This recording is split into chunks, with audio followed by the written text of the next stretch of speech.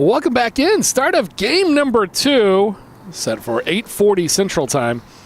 And we're going to try to get this one in. It's roughly the same lineup here for Millsaps as it was in game 1. E.J. Owsley will lead off. Karsten Williams will bat second. Wesley Grant third. In the cleanup spot will be Mason Morgan. And fifth, number 5, Hudson Moberly, a new addition to the lineup there. Wes Carr will bat sixth. Kyle Veal Jr., who had a day in game 1, will bat 7th. Dominic Mendieta will bat 8th. And Christian Kurtzer will bat 9th. And on the mound for Trinity will be Noah Flanagan. And let's see if the stats update here for game number 2 on your scoreboard. But Noah Flanagan has gotten 5 outs on the year, 3 of them via the K. We'll see what he's got here as the sophomore from Norman, Oklahoma, gets settled in. I think it's going to be a pitch by committee night, so I'm sure there will be some leash for Flanagan, but we'll see if they can stretch him. I mean, we'll see what happens, but not a ton of experience this year for Flanagan. He pitched a bit last year, but not a ton of experience this year. Been successful in his limited outings, and so giving him the opportunity to see what he can do here, see how deep he can go, and mentioned earlier should be sort of a committee night, so they have guys to back him up in case of the worst, but hoping for the best for him. And E.J. Owsley 1 for 5 in game 1, and we'll get that updated for game number 2 here momentarily. First pitch from Flanagan down low for ball 1. And Owsley started us off with a bang, quite literally. Had the massive solo shot in game number 1. This one hit over to short, and that's going to be a one-hopper off of the throw from Champness over to Will Baker, and we've got 1 down here in the inning.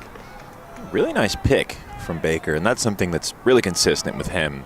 Real luxury for the Tigers.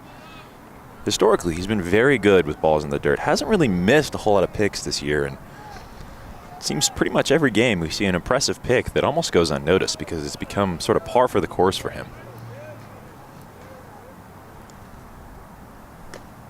Swing and a miss to start him off. It's Karsten Williams, 2 for 2 in game 1.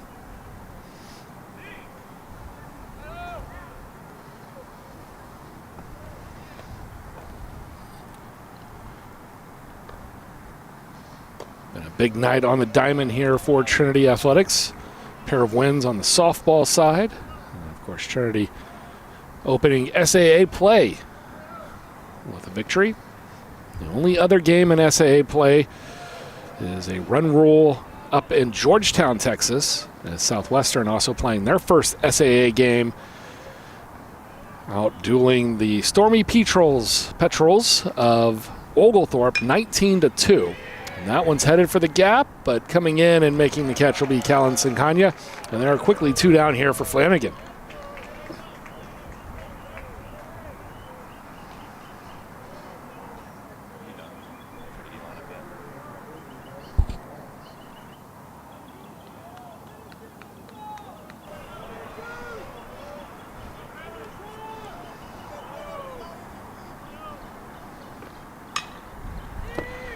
First pitch swinging and over the head of Singhania into right field. This will go down as a double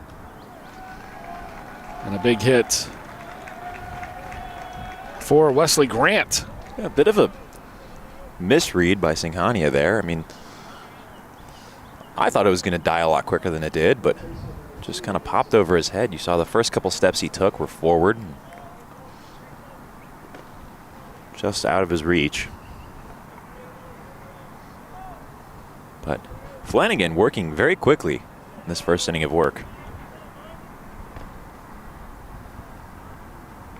He's got a runner on second with 2 down. Mason Morgan, the third baseman, stepping in. And I can say we're now officially into game 2. We got our score bug up. And the correct game being pushed.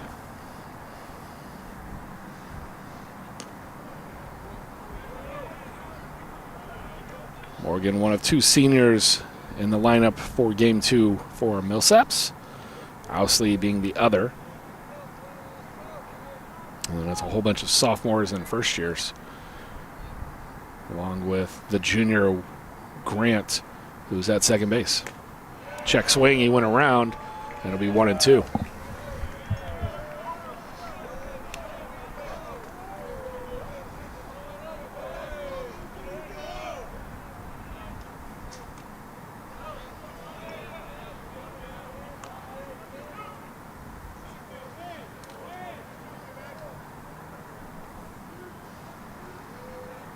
Now the 2-2. Runner goes. There's going to be a called strike 3, and Noah Flanagan looking about as strong as you would like if you're a Trinity fan. And we'll get to the bottom half of the first when we come back.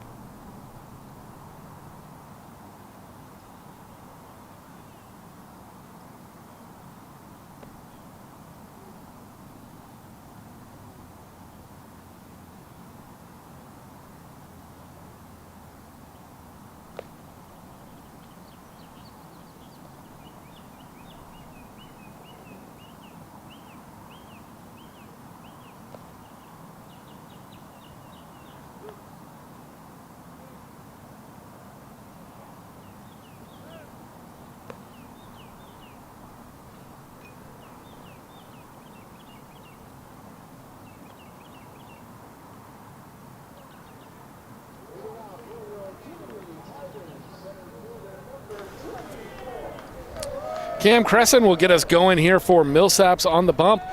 4.67 ERA and 17 in the third innings pitched. Solid 12-8 strikeout to walk ratio and a good whip, 1.27. First pitch swinging is Caleb Woodward, and he's 0 for 1 after a 3 for 6 spot in game one. And a beautiful sliding catch coming in by Mendieta for the first out of the bottom of the first. This will bring up Thomas Moss, working his way into the lineup behind the dish. Did not factor into game one, but here he is in the 2 spot.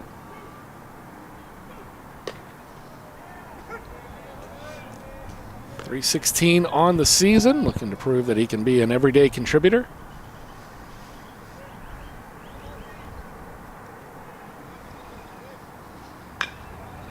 High chopper. Let's go over to Owsley. Strong throw, but it's high. Moss might have beaten it. We'll see if it's a straight error or if it's a infield single. We'll get a decent look. Cole and Craig down in the control room, bringing you the replays and everything else. And we'll see. Would he have been safe? Ooh, probably not. Doesn't look like it. That's got to go down as an error. They give him the hit. Oh. Late night SID work. And Moss will swipe second.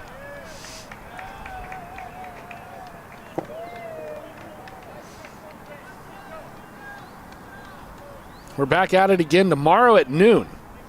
We're going to complete this entire 3-game series in about 22 hours, assuming that tomorrow's game is just not a complete crazy fest.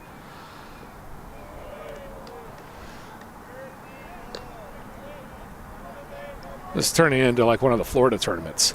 You're going to go out. You're going to play about 9 games in 3 days. Have fun. Baker's dozen standing in. Got the Tigers going around in game 1. Upping his average to 345 on the season. A lot of averages have jumped up this past couple of hours. 24 hits as a team will do that for you. Throw back on Moss. He's in safely.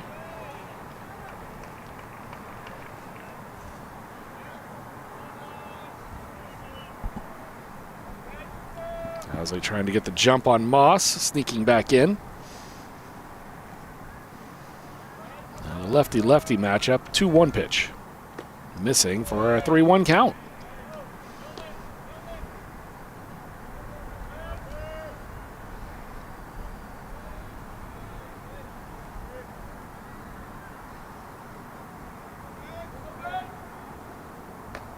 It'll be in there, and the count runs full.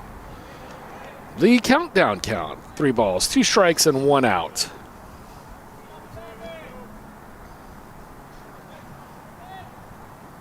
Potentially a great swipe of second from Moss as it takes the double play out of the equation.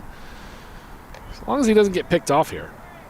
Tigers should be able to get to Grant Anderson batting in the cleanup spot, awaiting on deck. Couple pickoffs over to second. I wonder if they're worried about Thomas Moss trying to swipe an extra bag. Already swiped second. Swing and a miss. And I'm going to say that was pulled in by Kretzer. And so no throw down to first. 2 down here in the inning.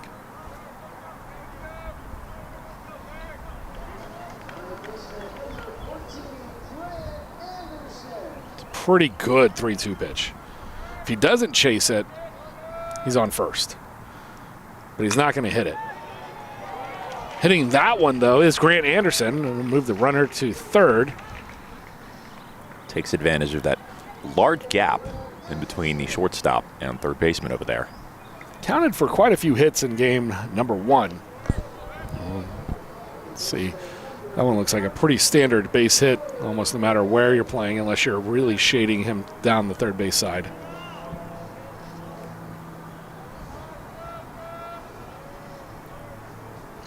Now we're to Sawyer Haynes, batting .346 on the season.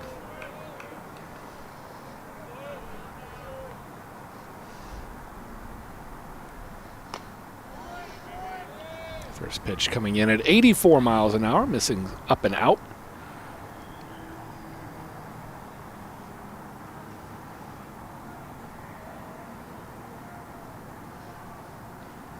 See if Wheels is at it again. They might have had the same thought. Not going to let it happen again. Couple of stolen bases back in game 1. And not just stolen bases, but plays that we didn't think he was going to be able to get home, and he still found his way there. And trying to maybe get down, and they're just going to let this catcher's difference. Ball slipped out of the hands of Kretzer. And for a moment, it was like one of those things, sort of like when you're playing fetch with a dog, where it's like, are you going to go get that or no? It made its way back. And now Crescent will try again. That would be an interesting called play. There's a delayed steal, just have the catcher roll it to the mound. Something might happen. We'll see. Yeah. The mind games taking over here. Game number 2. Yeah, it's a 4-pitch walk for Sawyer Haynes. Maybe not what you wanted to do in that situation, because you bring to the plate Mr. SAA. I don't know if anybody's got that nickname. I'm giving it to Nick Jones. We've claimed it. He's 3 for 4 in his career in conference here in the SAA. It's not the highest average. No, we had 5 for 5 game. We had a 3 for 3 game for Millsaps. 4 for 4 game, excuse me. But he had 2 doubles and a homer. So he gets the title. Yeah. Greg and Cole down in the office, if we can work on contacting a lawyer, getting that copyrighted. Yeah, get some T-shirts made, make it official. He was batting .189 coming into the day, and 3 for 4 will get you out of that jam pretty easily. I guess he flew out his last at bat, so officially 3 for 5. But after you hit the home run to put your team up double digits again, you can kind of fly out pretty well. I don't think anyone would be upset about that. Conclude your day. Now they're looking for him to get something going here. Start him off again in the first. They scored 6 in the first and 6 in the second back in game 1. And that was pretty much the difference. They were in cruise control for a while, never lost the lead again. And easiest pitch in baseball goes in for a strike. Well, you mentioned earlier it's supposed to be the easiest pitch, but when you have bases loaded, it's a little bit more difficult. And there's another RBI for Nick Jones. This one's pretty easy, though. He just had to not swing. He just had to stand there for 5 pitches. And that is the 1-0 lead here for Trinity. They have trailed in this series. They have not trailed since you showed up, though. So, yeah, good luck charm. Millsaps did take the first batter of game 1. That was Owsley. And he hit a rocket shot out to left. And that gave them the early 1-0 lead. It was quickly followed up by the 2 spots.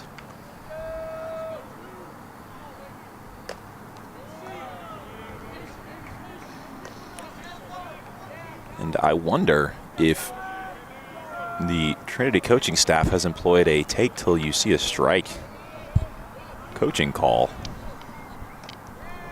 Not quite into the ball 5 territory, but certainly feeling that way with what Crescent's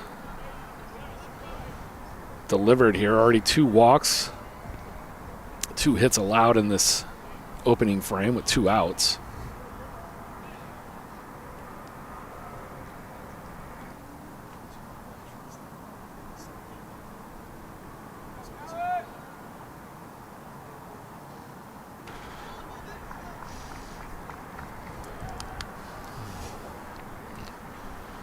So after the mound visit, Singhania will step in with a 2-0 count. And I wouldn't be surprised. The Tigers did start swinging the bat early in counts in that other game, in game 1. But I wouldn't be surprised if he's sitting there until he gets a strike. Now it's 3-0. I have to imagine they're preaching in the dugout. Do not swing early like we did in that last game. Last game, tons of first pitch strikes, tons of strikes filling up the zone. This is starting a little bit different. Yeah, the only strikes that Crescent's able to get across here the last couple of hitters are the 3-0 pitch. And you have to, you hear pitchers complain all the time about coaches coming out saying, hey, can you throw more strikes? But to an extent, what can Millsaps coaching staff come out and talk to him about right now? It's hard to say, can you throw more strikes? Because, Coach, what do you think I'm trying to do? Yeah. But you're not trying to miss. But at the same time, if we can start to fill up the zone a little more. Yeah. And some of that, we'll take a look. I don't think that these are. That one is crushed to center, and that will get us out of the inning. Calcone had an opportunity to really extend the damage that he's done. He's got 3 homers on 2 games this week. And he gave that one a pretty good ride, but as you can see, the flags out in center field, they are completely dead. And we've got no wind, but we've got a 2-0 ball game here as we come back for the second.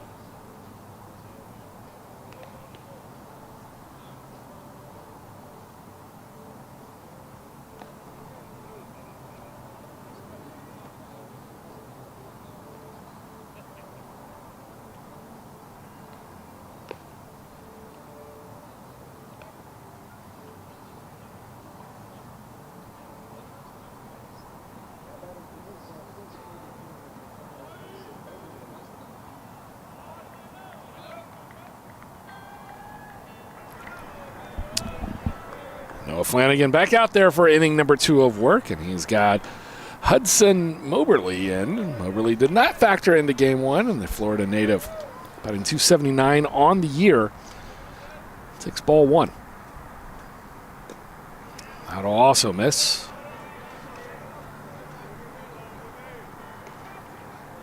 The good news, first inning only took 20 minutes combined, both teams. I think we'll take that. It's the bells chime, and what a play by Grant Anderson. The super athlete playing third base. He is having a day in every capacity on the base path, at the plate, and now defensively. A strong throw on the run, cross body. That's where Chris Collinsworth be saying it looks a little like Patrick Mahomes. It's not even the same sport, Josh. Yeah. Wes Carr stepping in.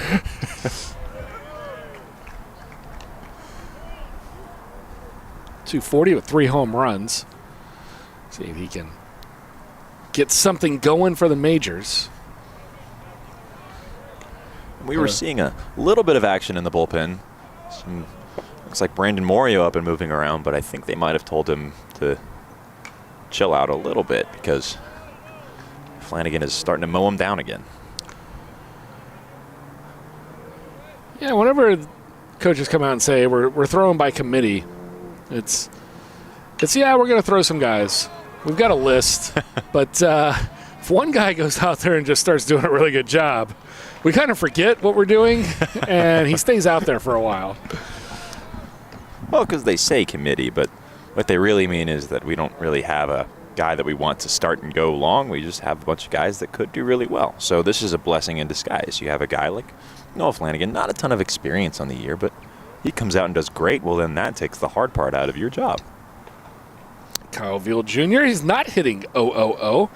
Just didn't program that graphic to actually include anybody hitting 1,000 because rarely does somebody go beyond 2 or 3 at-bats before getting retired. He's now 4 for 4 on the season.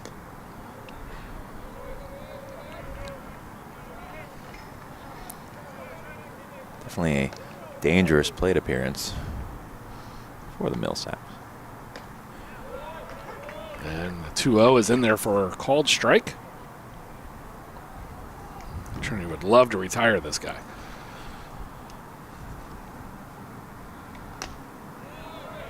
And it's 2-2 with 2 down now. Sort of an interesting choice, though. You see him at 7 in the lineup after not being retired in the first game. I have a feeling that they like their 1, 2, 3 hitters. And then after that, it's where do you put him? Maybe 5? Maybe. But you brought in Hudson Moberly to play, so you put him in the 5 spot. So just opportunities. And then on the flip side of it, maybe you're like, I could really use something at the bottom half of the order to get us going. And that will be the first retirement of Veal Jr. on the season. So he goes down on strikes, and Noah Flanagan through 2. We'll be back for the bottom half of the second in just a bit.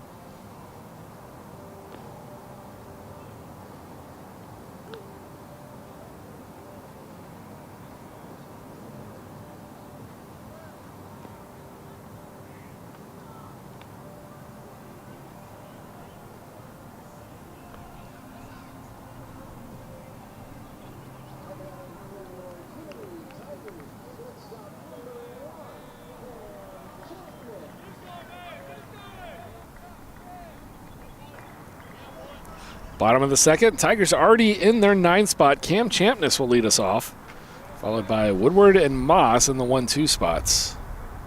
Champness came on as a defensive replacement, but I don't think he got to the plate in the game 1, so a chance to swing the stick. His compadre over at shortstop able to get a home run, so not that it's a competition at the position, all working together. They've done a pretty good job splitting the job and both getting opportunities to succeed, and they've both done really well at their position. So John Ramsey getting some well-deserved time off after his performance. And then, like you said, you got 2 guys that are pretty capable of going out there and playing the position. And they've both been excellent and critical for this team, especially last year down the stretch at various different times.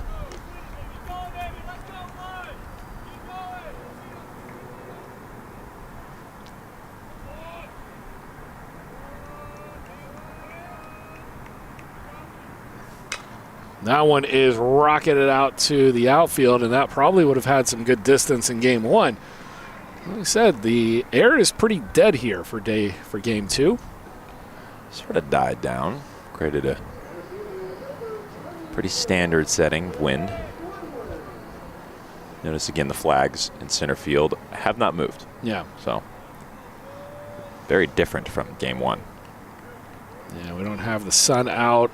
The heat has gone down. It's a little bit different as Woodward stands in. Pulls it back, it'll be ball 1. And we have yet to have a hat fly off in this game. That's a solid sign.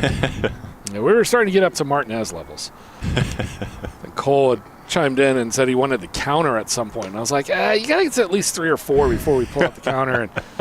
And that's just when you get it ready. And then at 6 is when you want to do it. And I think Martinez was almost in the double digits a few times. Oof.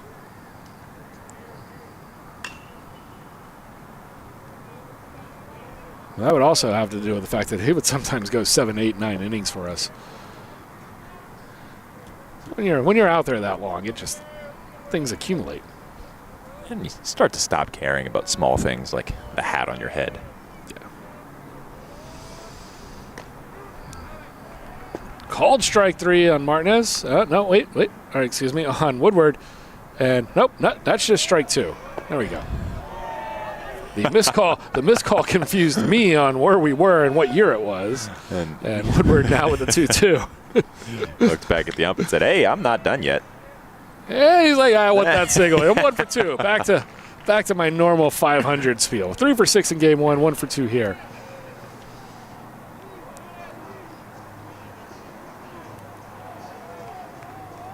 That's a really good swing at that one. Just perfect placement. So it's not able to be caught. Also pops over the infielders. It's just right in that area where you want to hit the ball. Thomas Moss. Got a lefty over there, so you can't really take too big of a lead. And this one jammed up. Should be 2. 4, 6, 3. No. Moss is safe at first. Really close, but pretty solid speed by Moss to get down there. That looks fairly routine. Maybe a little bit of a hesitation on the exchange here. Yeah, I think the ball also just came off the bat a little too slow. Yeah, clearly safe, and I think Owsley just might have gotten caught deep in the webbing. I'll throw that one over.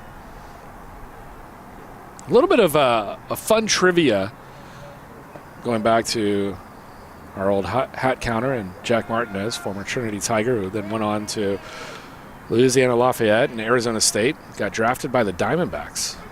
But in this offseason, the Diamondbacks traded him straight up for Nolan Arenado. Oh, wow. So, I mean, just former D3 guy gets traded straight up for a future Hall of Famer.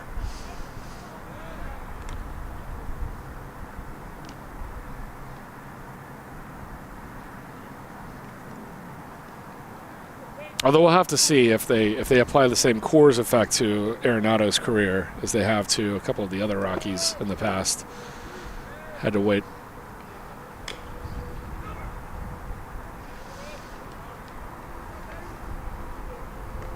And Martinez wore number 13 here for the Tigers, and finally got it to the Baker. The second Baker we've had. Second Baker. A couple of years. 8 years of Bakers in store for us. And I think everybody's going to be safe on this one, as Wes Carr is unable to pull that one together. And a solid job getting to the hole, but couldn't quite pull up the scoop. See, Josh, this is why I always preach about the ground ball. Yeah. It is so powerful because it's a play like that. You know, he should be out, honestly, but it's a difficult play because it's just in a sort of awkward spot. It's an awkward place to toss it to second, and everybody's safe. It's not going to go down as a hit, probably, but... The ground ball also forces you to do an extra action. You got to field it and throw it. Of course, there it doesn't work quite as well, but... And the routine play will take us out of the second. We'll come back for the top of the third. It's 9-10 in San Antonio. We're just getting started.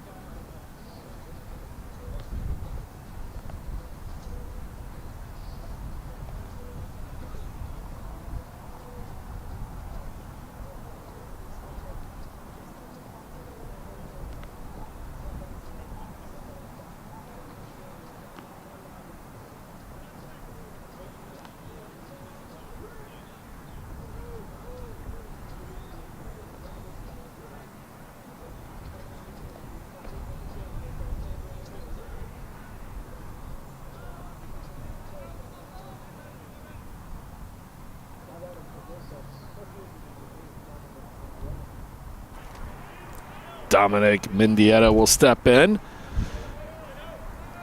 Appeared briefly in game number 1. Had a strikeout, now hitting 200 on the season. Flanagan back out there for the third. This is out of the zone for ball number 1.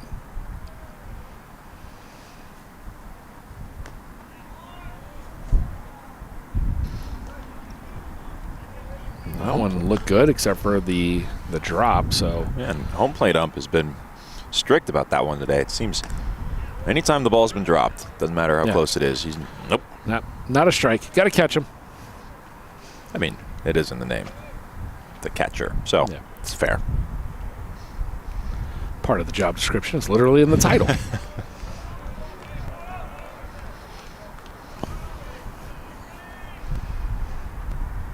None of the other positions outside of pitcher and catcher tell you what you're supposed to do.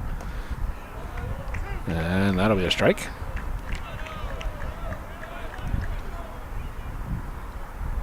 And pitcher and catcher are the only two positions that don't tell you where you're supposed to do it.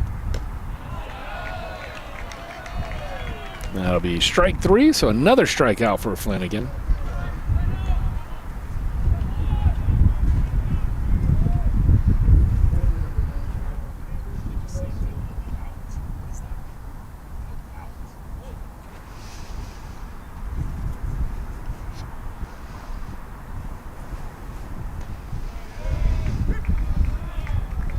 One down. We're in the 9 spot. Number 99 up. Christian Kretzer. Flanagan, very efficient here in the top of the third. I mean, he's at 32 pitches now. Which is, I mean, that's Pretty good through 7 outs. yeah, pretty good body of work. 4+ average per at bat. Or per out, I would say. And that'll help right there. Fly ball and take us back to the top of the order with E.J. Owsley. Started off with a bang, had the early home run, been retired 5 consecutive times since. So he's looking to get going once again. And if you're Coach Dave Smith, you got to be thrilled with what's going on, because Flanagan's proving here that he at least can do it at a high level. Not saying, how this game is going to go, because there's a lot of ball to play left, but he's shown in these first couple of innings that he can be really, really competitive and face a good team. So that'll help, like you mentioned earlier, with the midweek games, when not necessarily you know who you're going to be throwing that week, or you can't waste one of your really, really good starters on those games, but you still have to win. Currently Tate Johnson with a lock on that game, but you never know. He might move into the order somewhere. He might pitch during the week, and that would take him out of the midweek game. You got to fill back into that spot. I mean, yeah, with a situation like this one, when there's so many games so close together, you might want a guy like Johnson who's been so consistent, 2-2 to Owsley. Fouls it off. We'll do it again.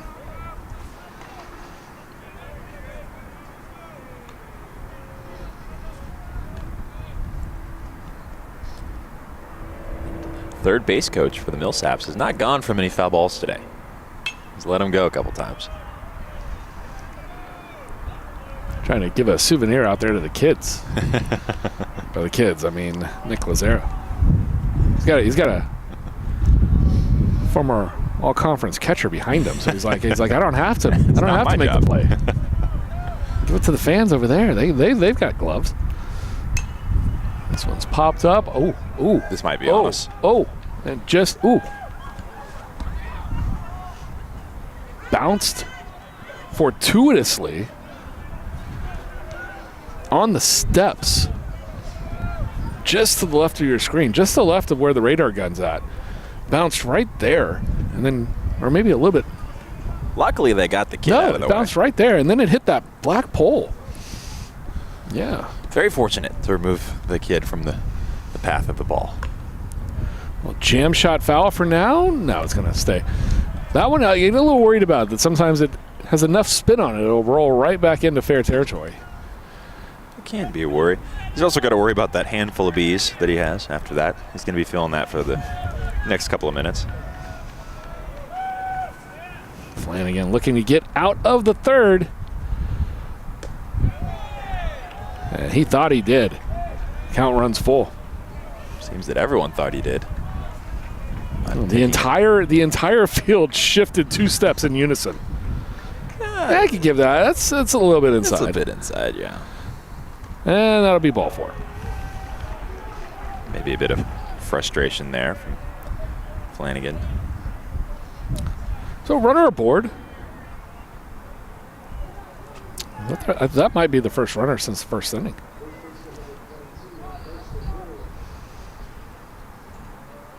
Yeah. It was a 1-2-3 inning. Second runner to reach. That'll be the second runner to reach second base as Karsten Williams steps in. That one sails to the backstop, and Owsley will move ahead. The only other runner is on deck. Wesley Grant had a double back in the first.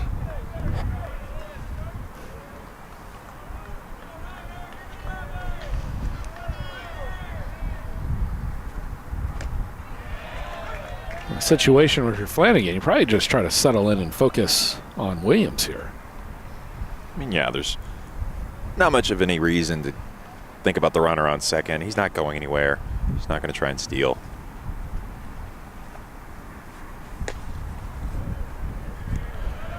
Looked like that was a curveball that could not break enough. Might have just gotten under that one a little bit too much. Now 2-1.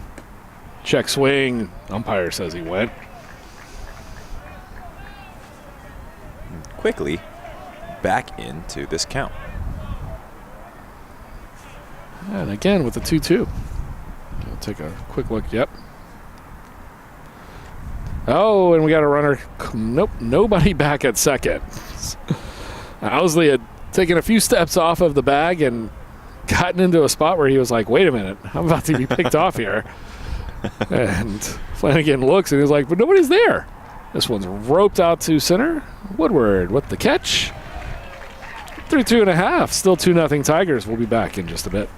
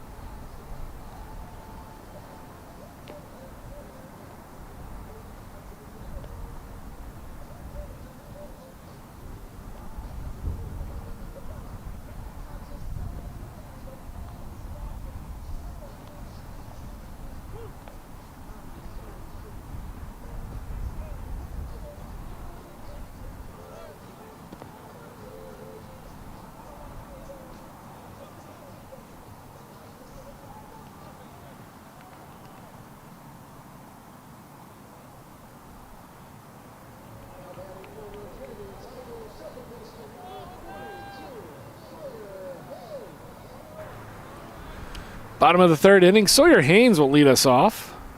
Took a walk back in the first. Crescent's still out there dealing for the majors. And at this point, try to keep this one in containment. See if they can come back offensively. And I mentioned earlier in game one that they've got a roster size that rivals Trinity's. They've got 50 guys on their roster. See quite a few guys just hanging out in the bullpen over there for not as many as Trinity has, but quite a few. So definitely not I mean, as many pitches as Trinity. They've got arms. I don't know if you want to go to all of them, but they've got arms.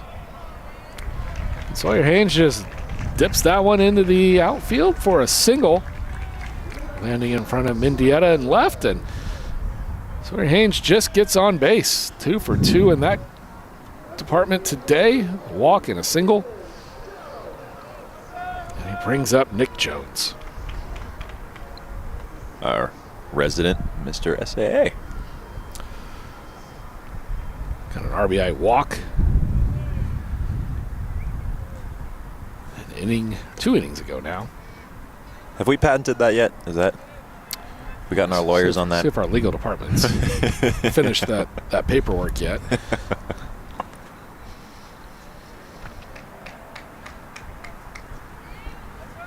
Well, both my parents are attorneys. If I need to make a call in between innings, I can. It's dawning on me, maybe we shouldn't be putting the ideas out there until after the paperwork's been filed.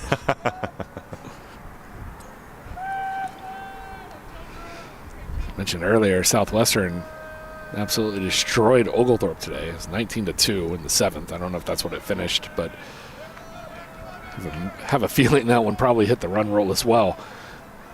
They might be trying to vie for something in that category. Southwestern, a team that played here a few days ago and got beat 21-3. And the second walk issued to Jones.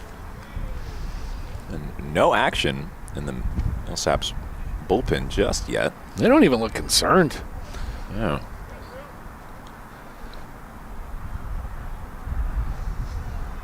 Nobody's moved off the railing yet. Yeah, it doesn't look like they even have someone moving around, let alone throwing. So they're trusting in their guy. You can respect that type of respect. Yeah. Singhania also walked and drove in a run. Shows bunt, pulls it back. Be 1-0.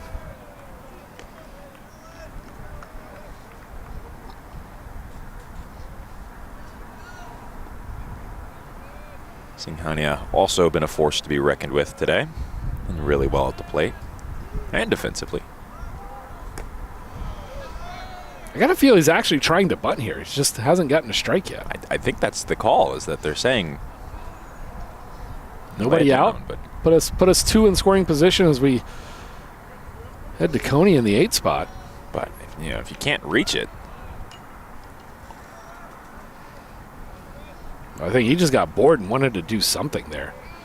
That one was a little bit up, and he fouls it off. 2-1. well, at a certain point, if you keep putting down the bunt, then it's not going to work when you finally get to do it. If you put down the bunt 5 times, the third baseman's just going to be 10 feet away from you by the time you put it down. Now swinging, he finds the gap through the right side. Coming around will be Haynes. He'll make it 3-0. Going first to third is Jones.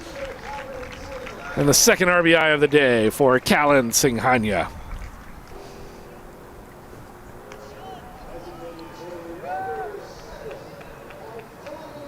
I've seen a lot of those today. Both sides of the field. Another ground ball. A little gap in between second and first and third and short. And a lot of balls have squirted through there and led to base hits. Remember, my dad told me that in high school his coach would give $1 to every player that would get a hit in between that little gap. It's the best spot to hit it on the ground. Just got to hit it where they ain't.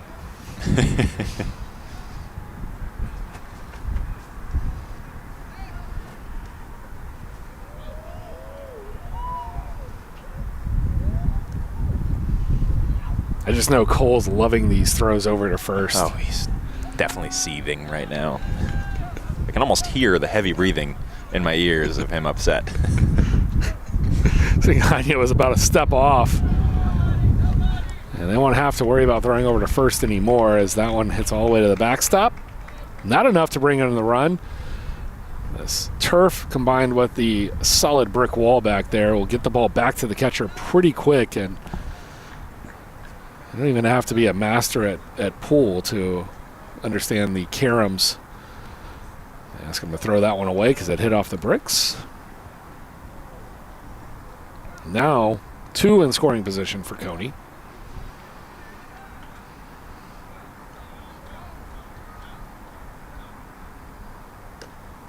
Check the swing. I don't know, in your extensive career watching Division III baseball, have you ever seen a pickoff to third? Quite a few. I've seen a few actually executed as well. Really? Yeah. They catch people napping every now and then. Most of them have been situations where the runner just kind of froze and didn't try to get back. But yeah, it's... My high school coach preached it.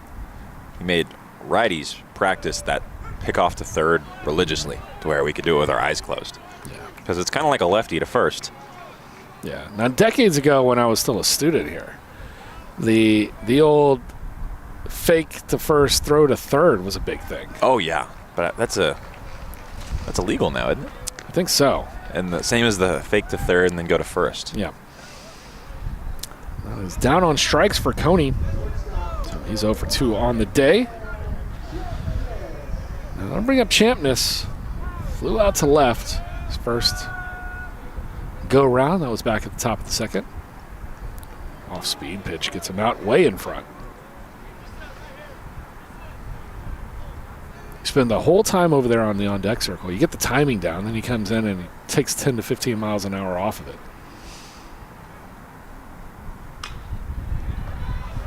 That's why he was waiting for it the whole time.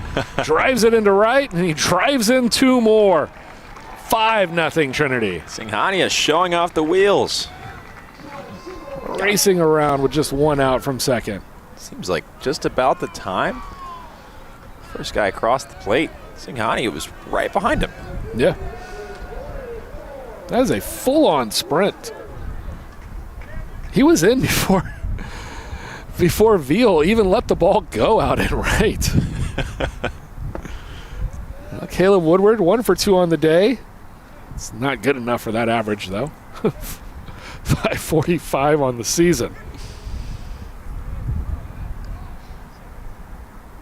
1 for 2. It's not good enough. It's a phrase I never thought I would hear. But yeah, 1 for 2. It takes a dip in the old average. And 3 for 6 really didn't help. As the longer you go 500, the more it pulls your average down a little bit. Sort of new development here. We haven't seen a lot of called strikes on the outside part of the plate, but we just saw 2. Runner goes. Oh! Wow. Right where he wasn't. Oh, this is going to be close here at third. Not that close. Chamness is out by country mile, and that'll take us to the 4th. Tigers plate 3, and they now lead 5-0. Oh, my mistake. I just figured since he was running, there were 2 outs. That is the 2nd out. And we keep going. 2 spot in the order, Thomas Moss. It was just an over-aggressive run. It was one of those I felt like, well, with 2 outs, maybe you're going and you're running on contact, but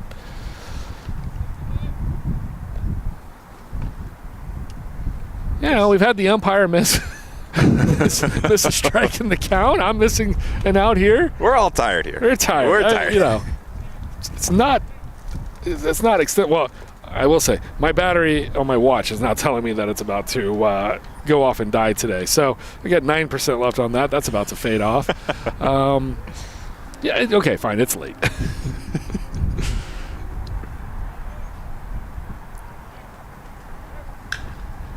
Now I want to be hit up the middle.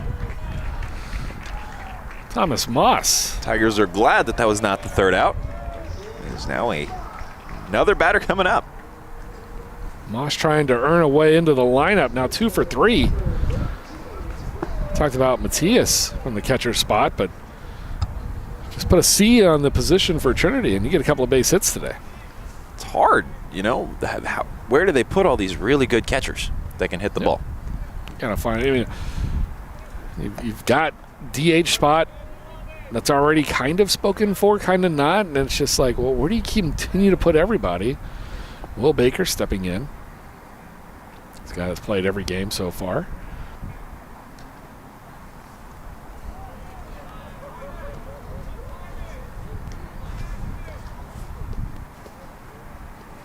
And as we have to remind our staff sometimes, it's a good problem to have. Because it could be worse. Having too many good hitters on your lineup is not a bad problem to have. Yeah. You got to figure out. I don't envy you having to figure out who you're going to play today. But I also don't feel sorry for you.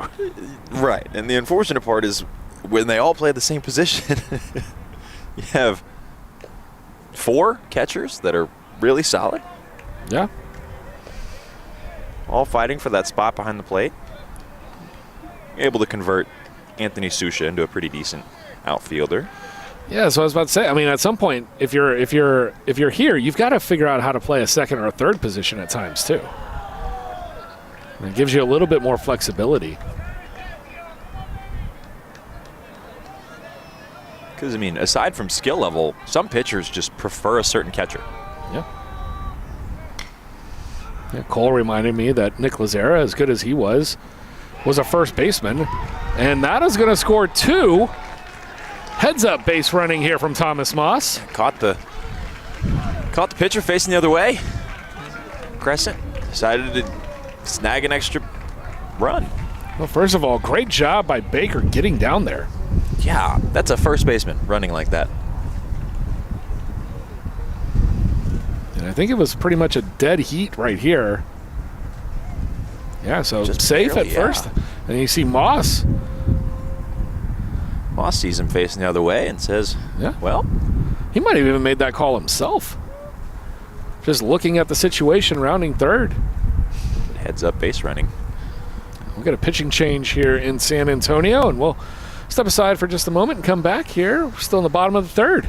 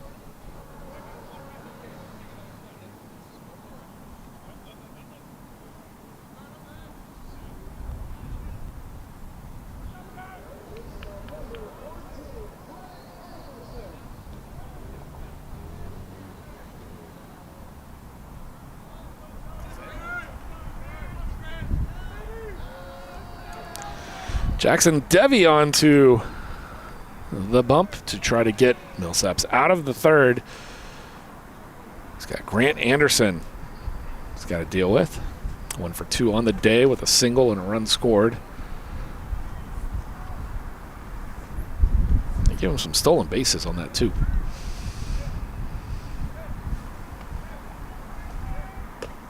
That was a good looking pitch, but Sort of a little too far fell inside. through the air and just thought it was going to come back in, but didn't quite. A lot of movement, though. Evens the count at 1. Baker over at first. That one will be roped foul.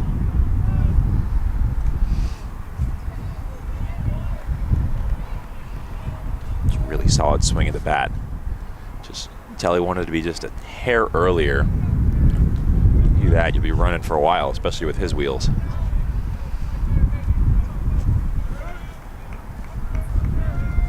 Jackson Devi.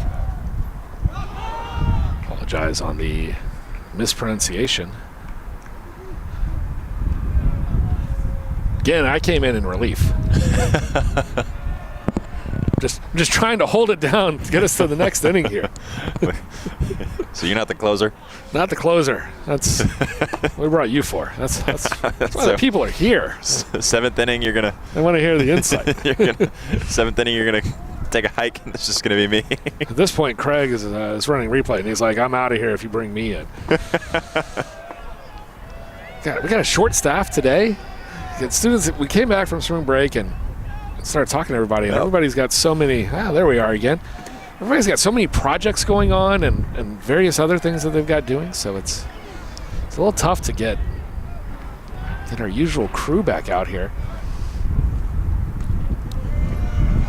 And then always find, like, especially when we've got seniors, we get to the part after spring break. It's like all the seniors are like, yeah, maybe.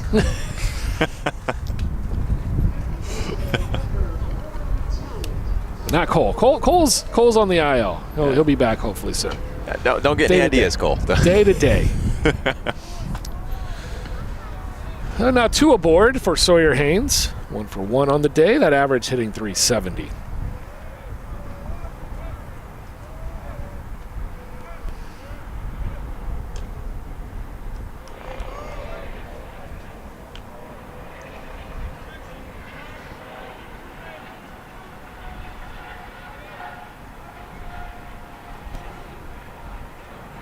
Ariel, who graduated last year, she's been helping us out on camera all season long.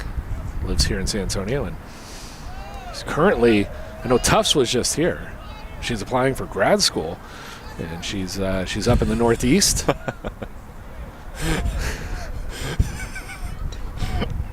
love the blur filter too. That's the slightly best part. blurred.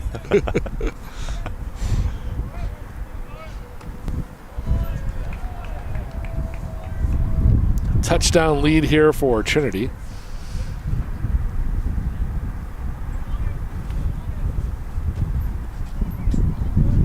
Oh. In between innings, I gotta catch this tent over here. It's about to take off on us again. The 3-0 is called for strike. I wish that's what I wish we had the numbers there. I wanted to know all 3-0 counts and what the next pitch is. We haven't seen a whole lot of I think we've seen 1 4-pitch walk, but we've seen a lot of 3-0 counts. Fouled off. Now everybody gets to run.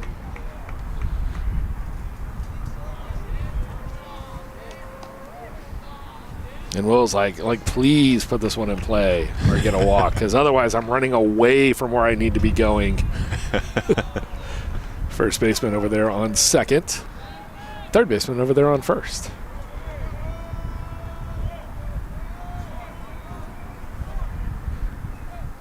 Swing and a miss. And now we're going to the 4th. Tigers played 5 in the inning. They're up 7-0. We'll be back.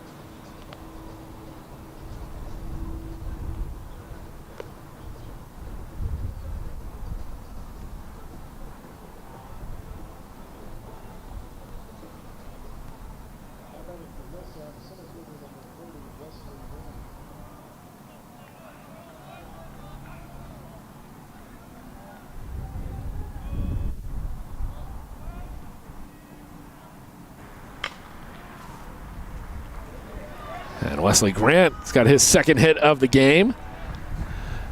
First pitch swinging here in the top of the 4th. Had a double back in the 1st. Nice triple and a home run away from the cycle.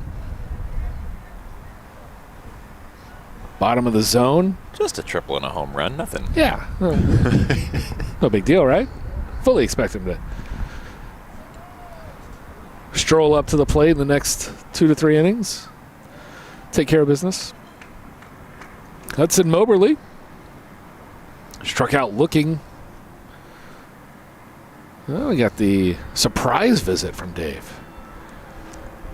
If I had to guess, it's probably just, hey, how you feeling? You know, how you doing? Because that, I mean, it was one pitch ago that I was talking to you in the dugout. But I'll come out here now. yeah, I mean, he gave up a hit, but it's not. I mean, it was a grounder that just peeped through. Yeah, it was a legit hit. So it doesn't seem like. But we got Morio warming up in the pen, and it looks like he's actually going pretty heavy. I wonder if we're at the tail end of where they had even hoped for Flanagan to get to. I mean, I'm sure. I mean, he's also been really efficient. I mean, it's top 4, and he's only at 50 pitches. 50, yeah. It's runner goes. Pretty solid throw by Moss, but not going to get Grant.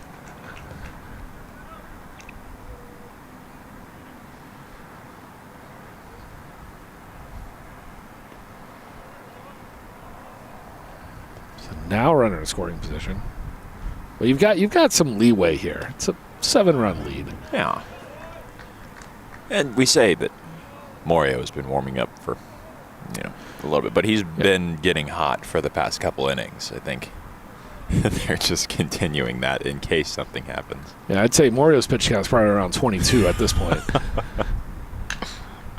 Fouled off. At a certain point, you got to wonder if they ever say, yeah, just this is your bullpen. Just finish it out. We might use you tomorrow.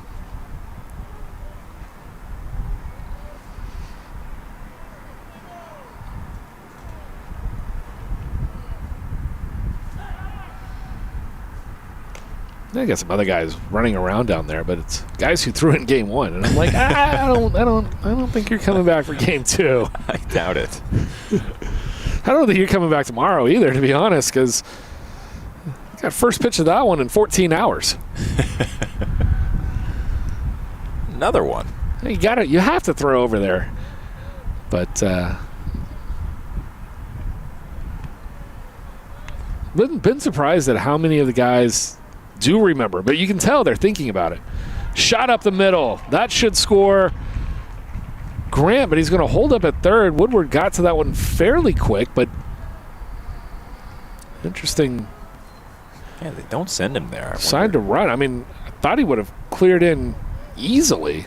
Take a look at it again. I guess he got held up, see if it had actually gotten down as a ground ball, but even then I think might have had a good shot at it. Well,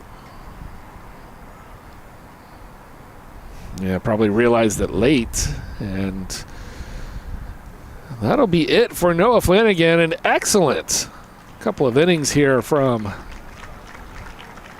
the Tiger pitcher.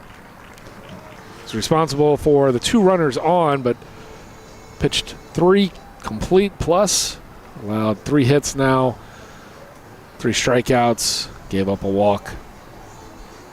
You see the strikeouts. That's Craig saying, I'm doing a great job on replay. Don't call me in. You got to finish this one. That's what Morio will be trying to do when we come back.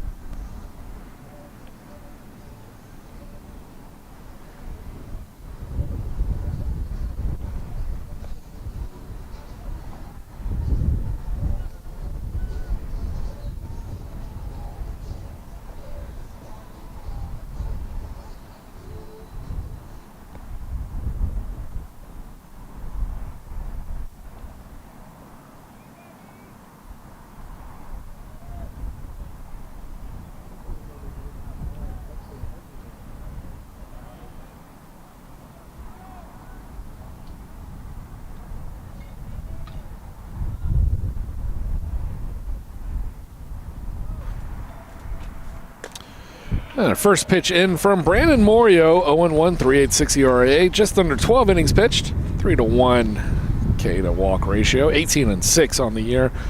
That whip a little bit high from what we've seen from him in the past, but a lively arm. And he's looking to get back on track for the season. His numbers last year were appalling at times. He's got Hudson Moberly stepping in, 0-1 on the day. He's got nobody out and runners on first and third. This one will be blooped out of play.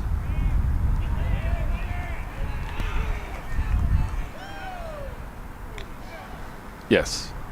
I lost Baker well into that, and then I was like, well, it didn't hit the fence, I don't think, and then I lost the ump right behind the light pole.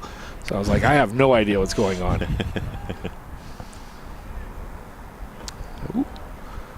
Yeah, that'll just move the runner to second as it normally does here. That ball gets back to home so quick. You can steal second on that pitch, but you can't try to take home. Can't quite make it home. In certain situations, you're actually, at this field, better off not trying to block the ball. Yeah. Because if you hit it a little bit, then the ball slows down and it goes to the backstop and it stops. You just let it go. It's going to come right back to you. Yeah. That one is smoked out into left. Jones tries to field it, but it's over his glove. And I was about to say the wind has just started to pick up from behind us, and that's blowing straight out to left now. And I don't know if it was the wind that pulled it up just a little bit more or just maybe missed seeing it off the bat.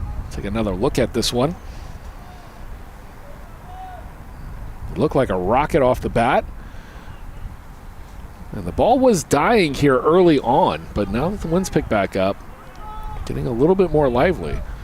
That'll plate the first run of the game. That'll be attributed to Flanagan, but the double surrendered now by Morio. Wes Carr will step in. 0-1, flew out to officially short.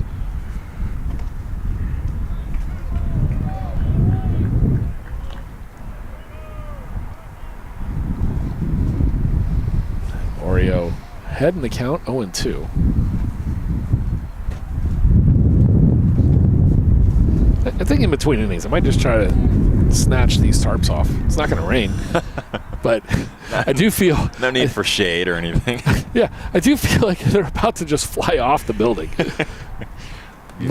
Would not be good. Definitely not. Probably worse for the fans down below. Yeah, we got a lot of people sitting right below us. Not very good welcoming gift to our guests from Jackson. Tent on your head. Yeah. Smoked. Champness knocks it down, tries to make the throw across. It's going to be a little late. Run comes in. That should go down as another single. So back-to-back hits surrendered by Morio here. It's not helping his whip. A really impressive play, though, by Champness, and whipped it across the diamond just a second earlier, and he makes that play. Yeah. Takes that extra step to get his feet under him. Yeah, I think I'd rather him do that, though. For sure. Than to airmail that one and put runners on second and third. Or potentially another run scores. Yeah. So Carr reaches first safely on the single. Now, Kyle Veal Jr., 0-1. As we said, he was 3-for-3 in game one.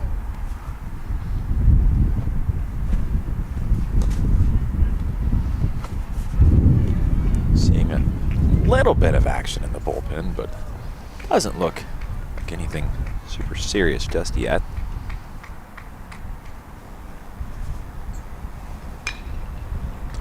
That is pulled right down the left field line. It'll score 2, and Veal will stop at second, and he's got a 2 RBI double, and we're at 7-4 now, and that's 3 consecutive hits by Morio in relief. Wouldn't be surprised if we get a visit here. This was just well placed. Past Anderson. Gave it the valiant diving effort. Not quite in a position where you're trying to take away the line for doubles or anything else, but just one of those things. And that will get us a mound visit from Dave Smith, I think I'm going to take this opportunity. I'm going to knock down at least one of these tarps, and we'll be back in just a bit.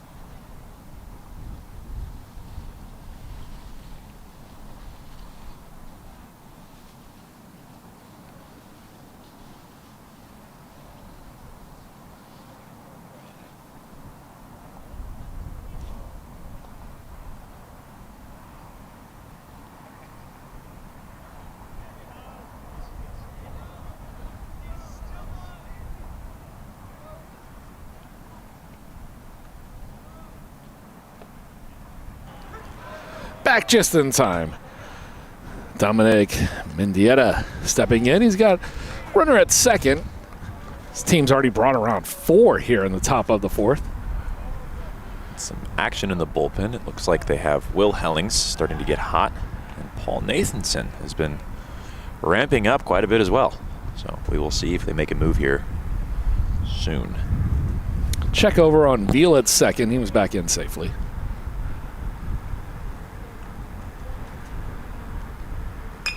And Mendieta over to Champness. Fields it cleanly. Throws over. Great scoop out of the dirt from Baker. And there is one down in the inning finally for the Tigers. I'll tell you what, something that Champness has been really impressing me on these last couple games is just ripping it across the diamond. I mean, that one came out of his hand hot. Yeah, the only way you can play that position is with complete confidence and don't think about it. Just rip and fire.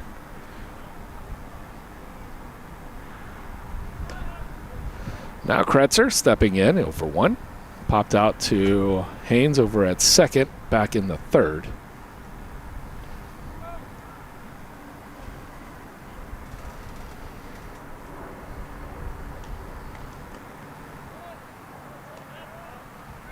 And with that last ground out at short, it prevented Veal from moving ahead, so keeps him stuck on second for the time being.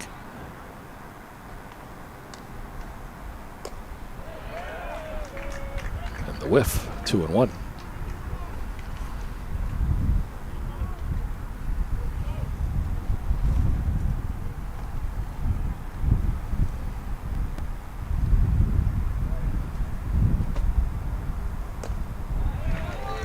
I don't know what Dave said to him, but it seems to have worked. 86, blown past Kretzer.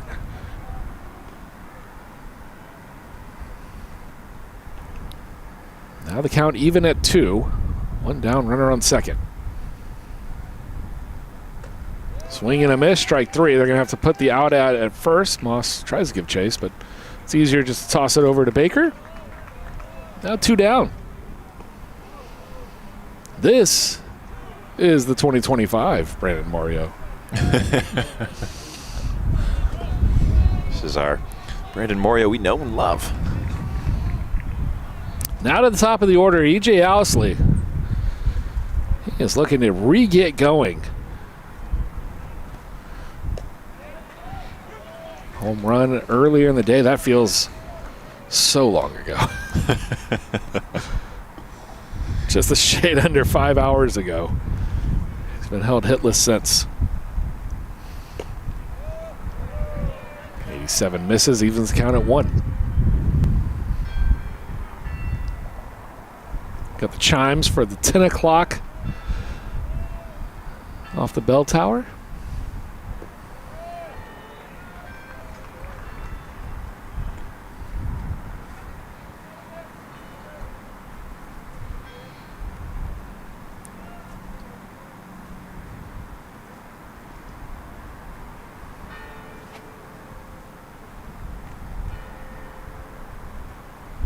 Mario. What he comes with here. Interesting choice there to do the, I believe it's I don't think it's 2-2. I think it's 3-1. I think he called that one a ball. We'll go with the 3-1 count. Lifted, we'll never know. And camping out underneath it is Jones. And finally, Millsaps is retired, but they plate 4 here in the 4th. Try to match what the Tigers did back in the 3rd, where they plated 5. It's still a 7-4 Trinity lead when we come back.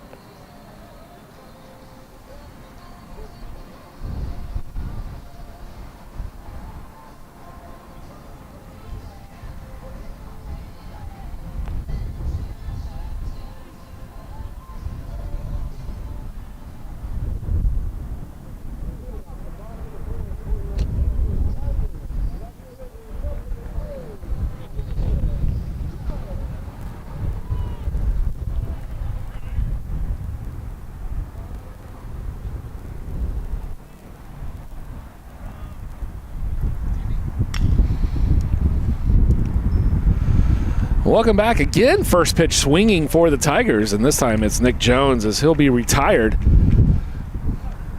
So a quick 1 pitch, 1 out for Deavy.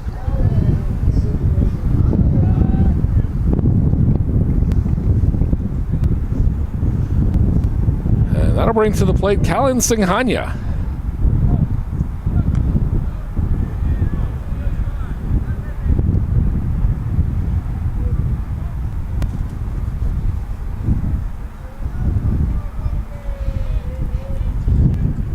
Callan been a really good weapon at the plate today. Not just what we were talking about earlier, where he is a really smart hitter and he's sort of a scout for the rest of the lineup, but been really dominant at the plate, swinging the bat. A couple of walks as well. He's been aboard quite a few times. Been aboard twice here in this one. He's got a pair of RBIs. Walked in 1, drove in 1.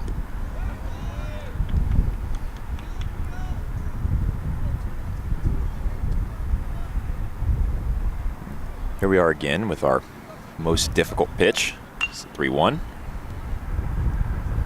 And once again, put it on the ground, see what happens. Singhania will reach via an error. Good stuff happens. That you put the ball on the ground, they have to do two things minimum. Got to field it, got to throw it. And in my opinion, it's a lot harder to field a ground ball, even without throwing it. It's a lot harder to field it than to catch it in the air, because you have to read how it's bouncing and move to it. Maybe with this wind, a little different, but.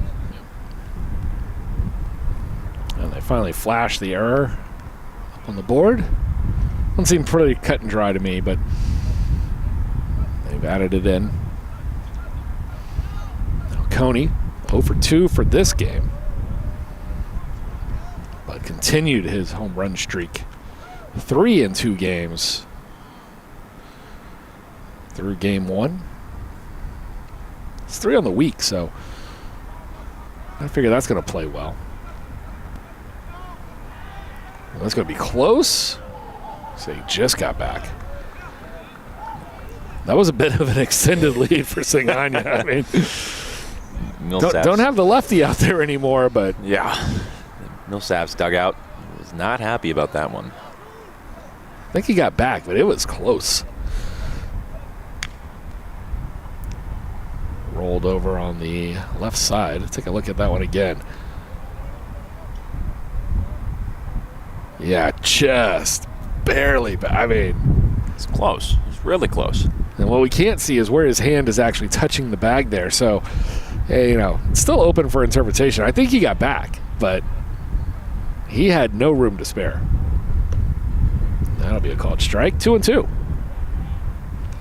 That was a really good-looking breaking ball. I mean, we could see the movement from here. Yeah. Sort of, there's sort of 2 types of breaking balls. You have the ones that kind of tumble, and then you have the ones that kind of die. And that one looked more like one that died. Singhania off, and he is safe. That one was up, so it'll be a full count. But the breaking balls that sort of die like that almost sometimes are harder to hit because they just die. And if you throw them low enough, then there's really not much as a hitter you can do with it. Yeah, the goal is to have it, well, one, if you're trying to get downward motion, you want it to fall off the table. Called strike 3. I think Coney knew it immediately. And he was trying to get it to go left or right. You want it to be on a beeline for about 59 feet. Right. And then just at the very end, do whatever it's going to do. And yeah, see so that we one can just see kind it of there. It just sort of dies. And a lot of times people try to get more tumble action because they think it's better. But then you end up having the ball sort of pop up. And when it starts to pop up out of your hand, the batter gets a really good look at that ball before it starts to fall. Yep. A lot of times you end up saying goodbye to that ball. Yeah, the key to everything's having it leave the hand in the same trajectory as all of the other pitches that you throw. Right. And make it look like it's something else to the I gotcha moment. Oh, 2 down, Champness up. 1 for 2. Had that go down and get it single. His last time up. Drove it out into right field.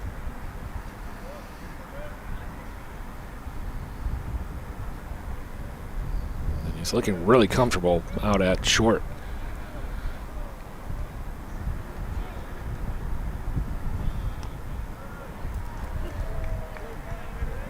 That is not a location that we've seen him call it much today. He's pretty much on the outside part of the plate, and he's been pretty selective with calling those as strikes, but calls one there. Now the 1-2. Nope. Now the throw back to second.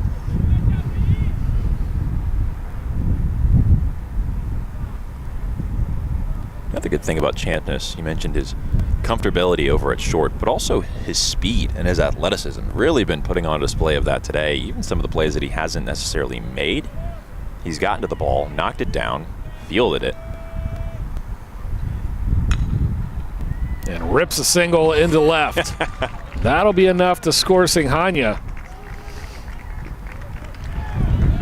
And I'm just going based off of Singhania's speed on the last time he came around to score. He pretty much matched it there.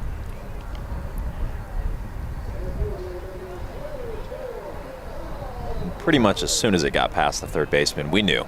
Yeah. We knew Callum would be crossing the plate. Yeah. Absolute perfect relay. Still safe, but it's a play at the plate. What are you going to do? So 2 for 3 for Champness. He'll be on first for 2 for 3 Caleb Woodward. Hey, almost back at 560 that he started the season or started the day off at. 559 now? Man. Wow. Go 5 for 8 and you're still just not getting it there. The important thing for him is just to not be thinking about it. Because once you start thinking about your average and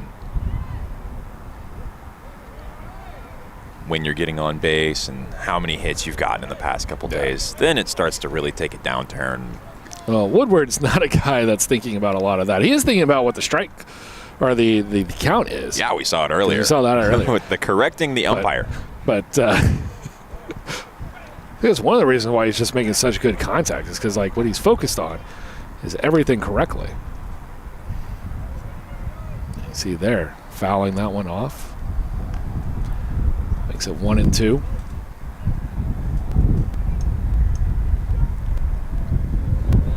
He's only struck out 5 times. He's got 28 official at-bats. He's only struck out 5 times.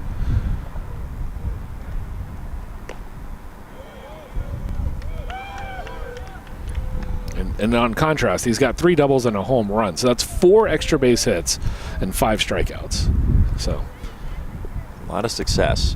He's also one of the only people that I know that has perfected the just fight it off and make it go foul swing. he fights that one off and still gives it a good drive.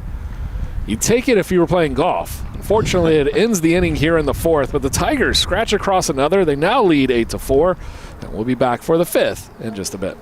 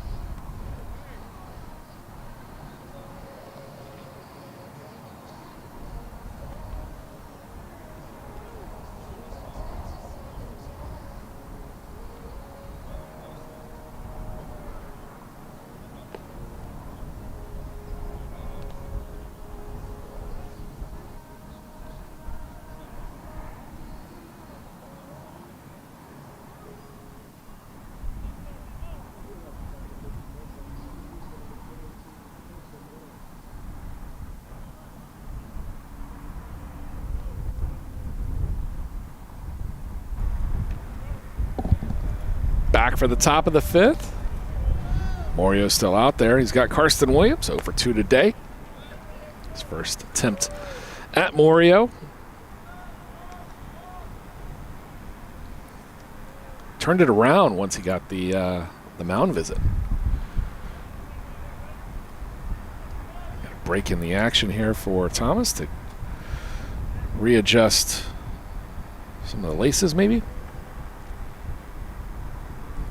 He switched helmets from last inning, catcher's masks, and just fitting it up a little bit better. And the 1-0 is in there for a strike, evens the count. So, looks like Nathanson is still kind of moving around, tossing some balls, but seems that Hellings has sat down and is no longer throwing. Hellings has been a pretty regular starter here to start the season. Fought for that role. I think if you ask around, a lot of the staff is looking around going like, you're such a dominant closer at times last year. We'll take that, as that's a line out right to Haynes. Makes a nice little move over and snag that one. You got a guy that can, and I think, part of it, even at this level, being a closer is more mental than it is what you're doing out there, throwing wise sometimes. And you just need a guy that's just going to be like, I don't care. Bases loaded, 1-run game. And that's what he did in the regional and the super regional. And he wants to be a police officer for, he can handle it. He elevates during pressure situations. That'll be a scoop. Nope. And Grant's aboard one more time. Not the triple that we all wanted. I mean, when a guy gets close to the cycle, I just want to see him go for it. I'm not saying he has to get it, but... Well, does he? I don't think he has the home run yet. No. But all you need is a little bit of wind late in the game, and you've got that pretty easy here at this ballpark. And they're going to move Grant all the way over, so I'm going to guess that hit inside the dugout area maybe? Yeah, I think it was a dead ball. Yeah. Made contact with the umpire, but I don't think that's what deadened it. But now Grant at second. One down. Mason Morgan up.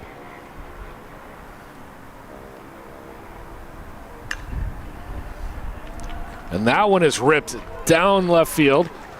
Jones gets it in quickly. He might hold this to a single, and he does. Fantastic job. That will score Grant. Makes it an 8-5 game. Looks like they're having Jones play really deep. Yeah. Because of this wind. Well, playing deep, it's not terribly far out there. 310 to the pole.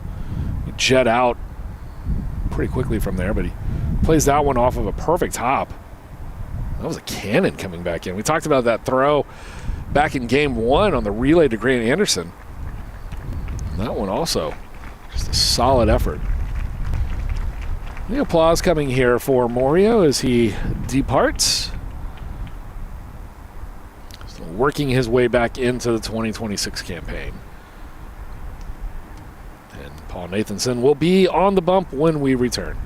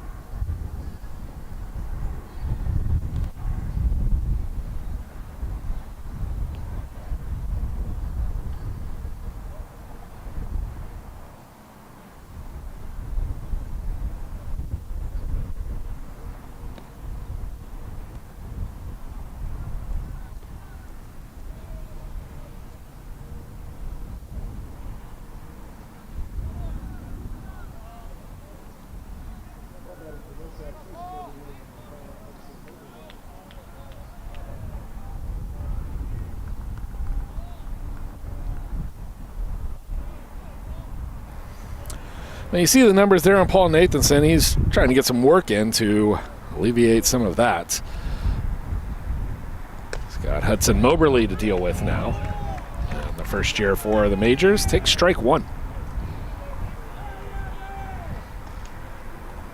Mason Morgan over at first. If they can get him out, that will close the book on Morio. The 0-1 misses outside.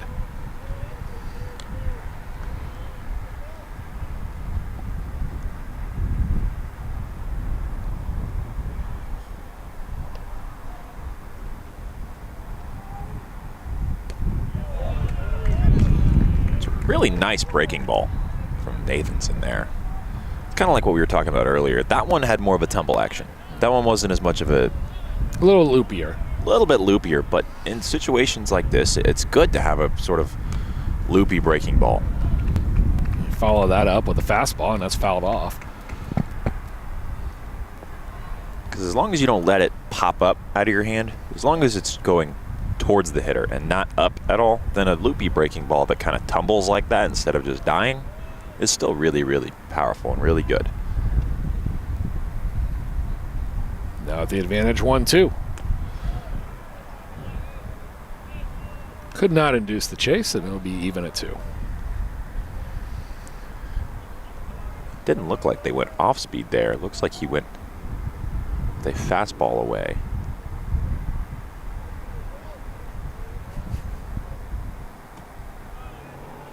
That'll miss. Runs the count to 3-2, and he's hoping to achieve his number here. Get the strikeout. The unofficial 3-3 count.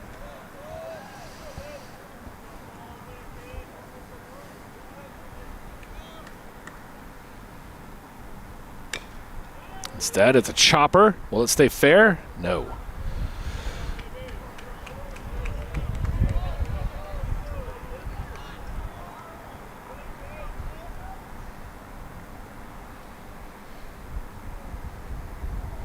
Got to wonder how Nathanson is going to attack him here, or rather how the coaches are going to want him to attack here.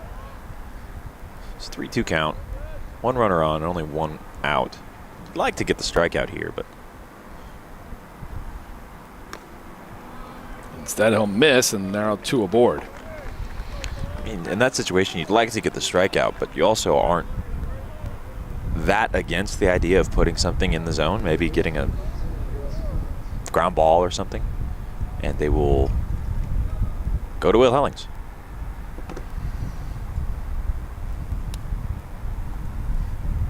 We'll take a break with it. Be back later on tonight.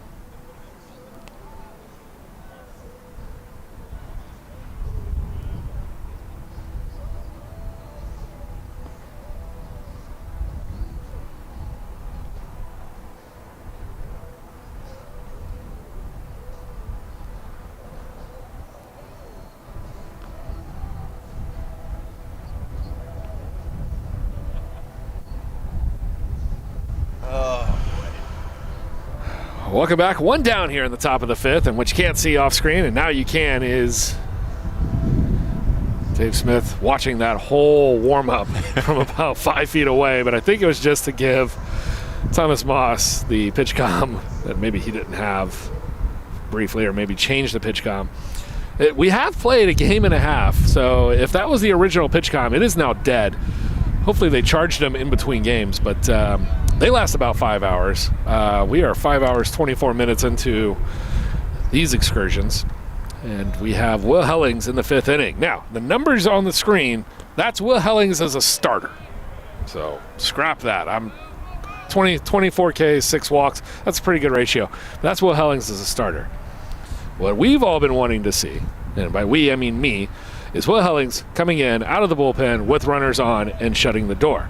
Now, we'll see if we get what we want or if Millsaps has something to say about it. I'm just waiting to see that jersey get untucked, because once it does, it's game over. It's a different story. Wes Carr, he's 1 for 2 on the day. Had a single and an RBI back in the 4th.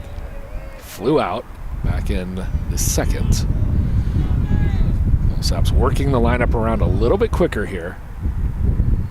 Put a 4 spot up last inning. And this could be 2. Champness. Haynes. And not able to make that throw. Almost there. It was close. So Carl scampered down and making runners on 1st and 3rd. A lot of arm side run, if you saw on your screen there. Ran it up to 90 miles an hour with a ton of movement, breaking in on the righty there. So now Kyle Veal Jr., 1 for 2 in this game. They finally got him out last time. Clobbers that one. Opposite field. Wow. Well foul. Into the wind. That was on a line. It hit our famous HD tree. Yeah. Got a tree over beyond the... I am so glad we got rid of that tarp, because that would have been flying off by now. Most likely would have had to go fetch the tent from on top of the Millsaps fans. And that wind that you hear could be good news if you're a Millsaps fan, because it is now blowing straight out to left again. And strike 2. Swung on and missed. Thomas went out to tag the runner, so I wasn't quite sure what I had missed on the count, but Not quite 2 strikes just yet. A little early on the tag out. again, nobody knows what the count is, what inning it is, how many outs there are. I'll say it again. We are all tired here. Yeah, Ernie Banks did not know what he was talking about. You play 1 and you go home. You come back the next day. That one in the dirt. Runner will advance to 2nd. And not necessarily the biggest concern right now for Hellings, as he's a strike away. But it could come into play if Veal can get something going. It's probably the scariest bat that you can be 2-2 against in this Millsaps lineup. He's done so much damage today. And able to do it on 2 strike counts as well. He stays alive. Oh. And here's the news you've been waiting for. The jersey is untucked. Oh, Yeah, Cole chiming in with that one. He's caught that. the jersey has come untucked. The 2-2. Fouled off. We'll do it again. We've got some Stranger Things action happening with our scoreboard again. Starting to flash uncontrollably. I don't know if it's excited or what, but the first real pivotal moment in either of these 2 games. And that one will skirt away. A run's going to come across and make it 8-6.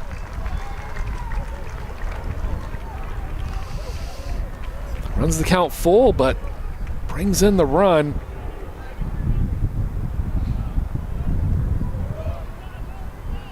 Mosh tried to get in front of it, but it looked like that carried up off the side of him.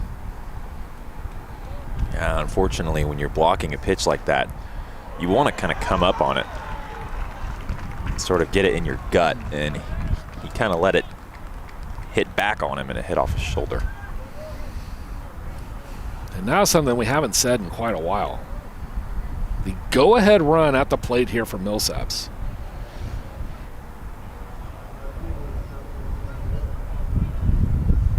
Dominic Mendieta, 0 for 2, 190 on the year. Struck out and grounded out. So he's tucked back in the jersey. We'll see if it coming untucked by itself this time will benefit us like it has in the past. Really nice breaking ball there. He's ahead 0-2. Well, Helling's having to follow the rules here and tuck the jersey back in. So.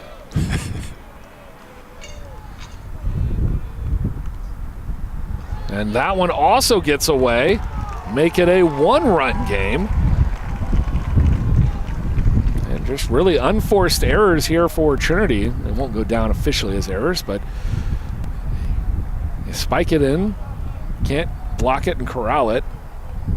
On that one, it looks like it was a breaking ball that was supposed to be over there in the dirt. So, you know, if you're Thomas Boss, you got to be thinking sort of that's where it's going to end up. Tries to get over to it, just can't quite get all the way over there.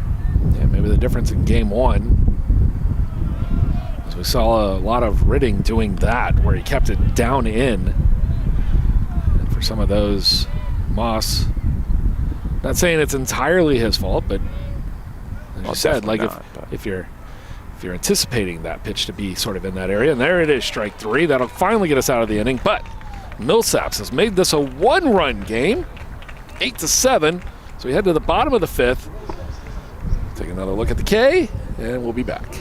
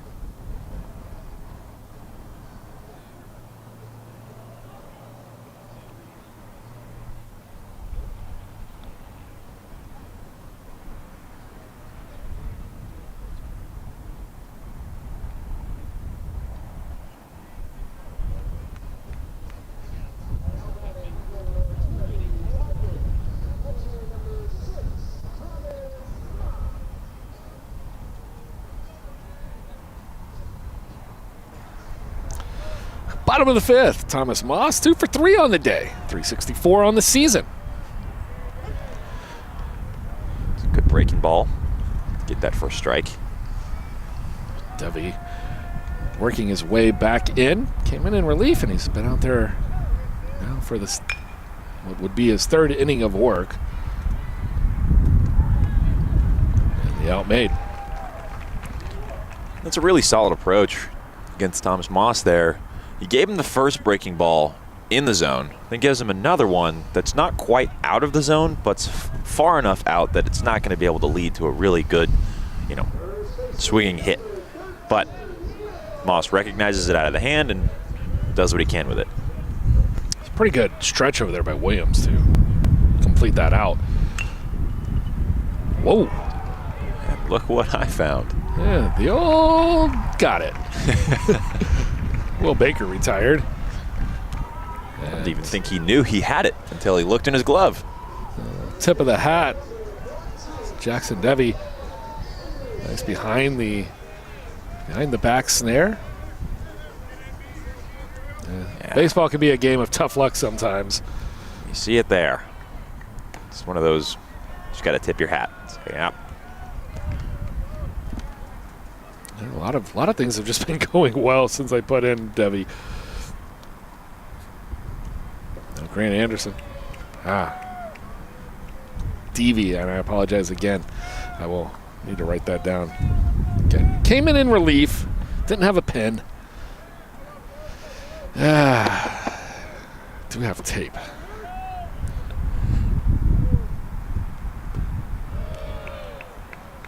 It's got an idea. Looks like some sort of off speed. I couldn't tell there. Off speed low. 2-1. Breaking ball. And there we are. We have the there again. Broadcast cam again. Taking the tape. And I'm just making made 5 swipes of this tape and just putting DV. There's our pitcher's name, DV. Can't see it on screen, but it's there on the table. There's a walk to. It's right here. So he won't forget. Won't forget. Unfortunately, that's probably going to mean that'll be his day pretty soon. And we will be looking at some weird hieroglyphics here in a bit. Sawyer Haynes with a runner on, 1 for 2. That runner likely to swipe second here. You can already see it. He's itching to go. He's thinking about it. You can see it. Oh, that would have been the pitch, too, down in the dirt. You can see the hamster on the wheel in his head. It's starting to run. He's starting to think. Second base is a lot closer than I remember. Yeah, Trinity University, probably the only place where your third basemen are leading your team in stolen bases. And there he goes. And there's another stolen base. And he's going to try to get 2 out of it. He gets it. The third baseman for the Trinity Tigers. Michael Estina and Grant Anderson. Just pure speed. Not exactly what you typically see at the hot corner. Yeah, great jump. And it was a pretty solid throw. I thought maybe a good throw probably still gets him. He's probably still there, I think. If it's don't envy these umpires. Definitely not. Now 90 feet away. Scratch back another run. You're only up 1. And Haynes will look at that one for strike 1.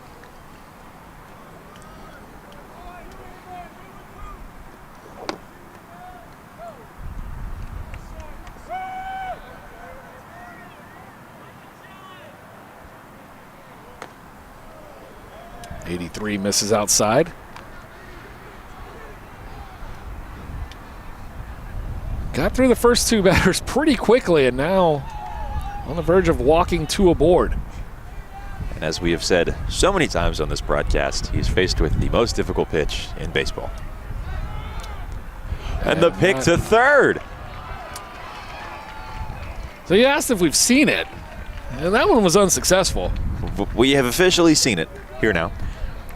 Cole Isaacson feeling pretty vindicated. He's argued on air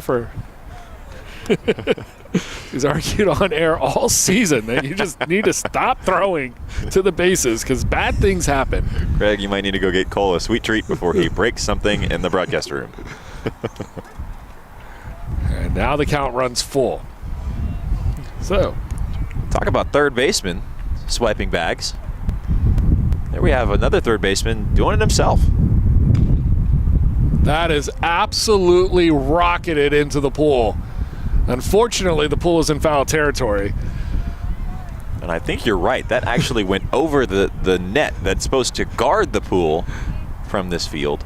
That had splashdown on it. You can see it from here. The pool deck is this building over here to the left of the foul pole. As there is strike 3. But just unbelievable power from Sawyer Haynes. If he gets a hold of one in fair territory, look out. And we'll be back for the top of the 6th. It looks like it's going to be Will Hellings again. We'll be back.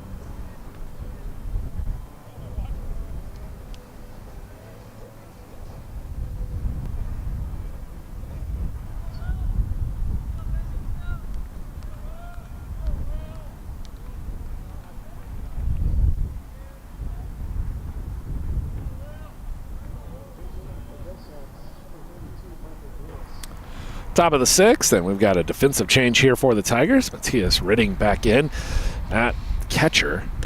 And his first offering is caught for a strike against Christian Kretzer, the opposing catcher. Excuse me, this is a pinch hitter. Oh, Michael Griggs, 1 for 3 on the year. Good job by Hellings to start off quick. 2 quick strikes. He's got him 0-2. At 92, that one's going to be a swinging strike. Ridding will throw down to Baker for the official putout. Something we were talking about after that last Millsaps batting inning. Let's see what this one was. It's a breaking ball. And a good job by Ridding to be ready for it there. Block it down. Yeah, it's a really solid block and good throw. Good throw to get the official putout. So Griggs is retired. Owsley looking to do something. He hasn't done much since the home run. 0 for 2 in this game with a walk.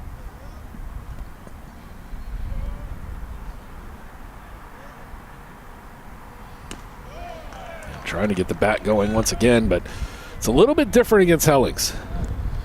And I believe he's yet to throw a ball this inning. I think he's pretty upset or frustrated about how the last inning went. And make it 3 straight again. Another 2 down. strikeout. Are we in immaculate inning territory? That we were. Maybe a little early on the call. Apologies to our people at home, but I got excited. Could still see what happens here. But now is it super immaculate inning if he does it after you've said something?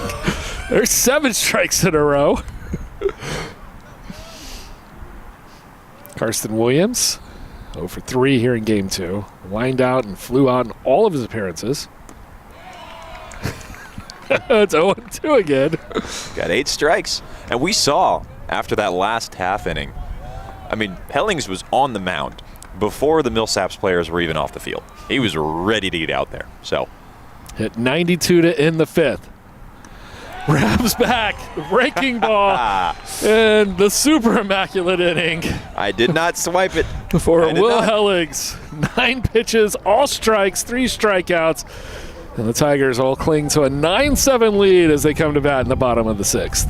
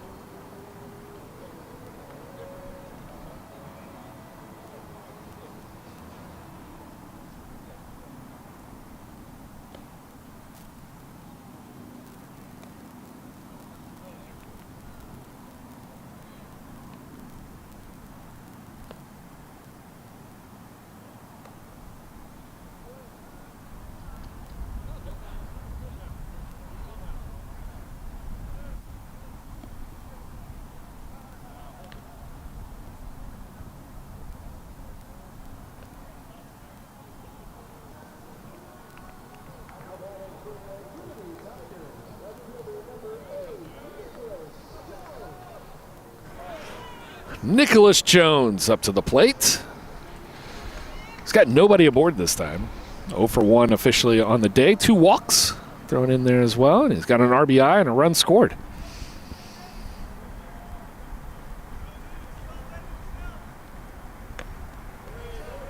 And we finally get a ball. Mr. SAA did not like that one. Yeah. DV has looked solid out there for Millsaps. Surrendered a run in each of the last 2 innings, but it surrendered 5 before he came out there. So he's kind of quietly closed the door. Yeah, sort of limited the explosiveness of the Tigers hitters today. That's a home run and a silo. And making the out will be Owsley. That one went deep into the night sky. I almost lost it up there in the darkness. One down for Singhania.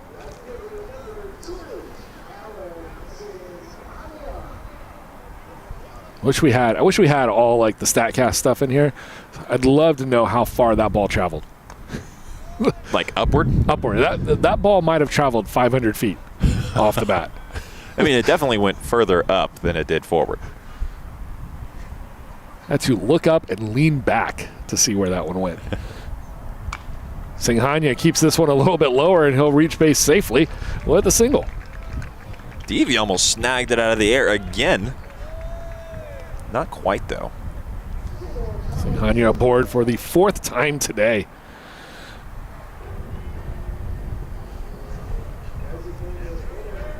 Now the DH, Cal Coney.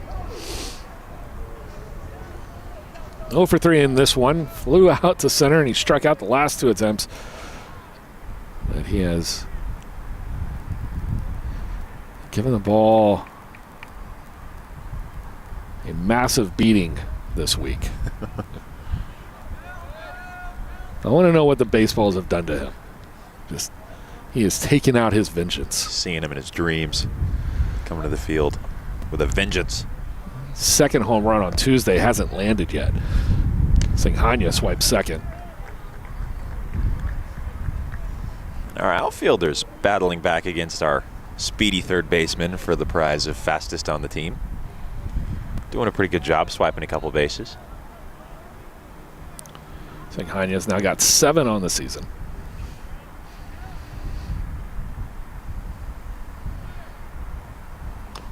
And a dribbler for Coney. This could be close.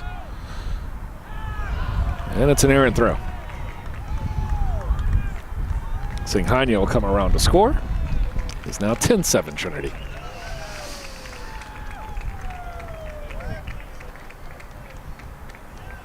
Brewer did a great job of jumping up and making a play on it. And it might have fooled him how good of a job he did coming out of that stance, because I thought it was going to be a close play. Coney wasn't even. And Coney wasn't even halfway down. And that one sailed. He could have rolled it to him. Really. Jogged over and underhand tossed it, might have beaten him to the bag. But he rushes the throw.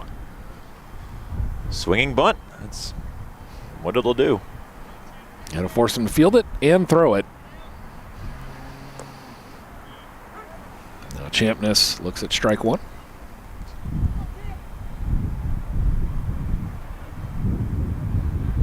Flew out and 2 singles after that. 2 for 3 on the day.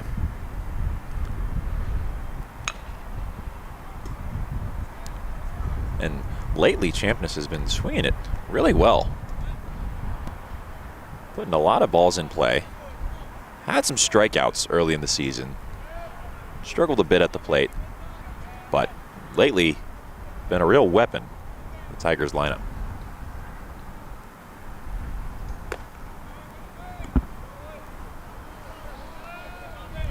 Good job to lay off of that one.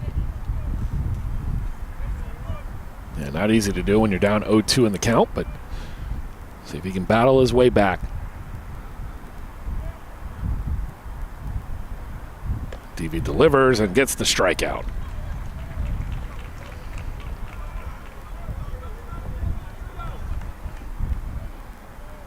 So that'll take us back to the top of the order. And I think Caleb Woodward's due. Just 2 for 4 on the day.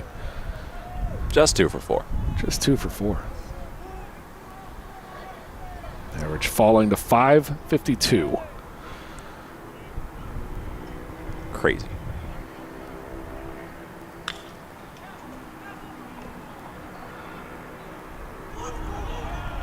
And it'll be safe and safe. Ooh. think we had a great look at it here. Let's see what it looks like on the replay. But that'll take us to the 7th. Base hit. He's 3 for 5. We'll just keep it here on this angle and look at the throw home.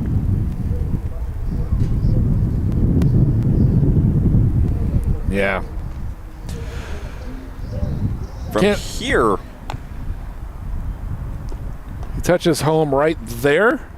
doesn't look like he's touched it. And he hasn't touched it until yet. right there on the midsection. But from the umpire's point of view, I can see it. Especially with the ball getting to home as early as it did. Yeah, I think we just had the perfect angle for it. So we'll be back here in just a bit. It'll be Helling still out there on the mound when we return.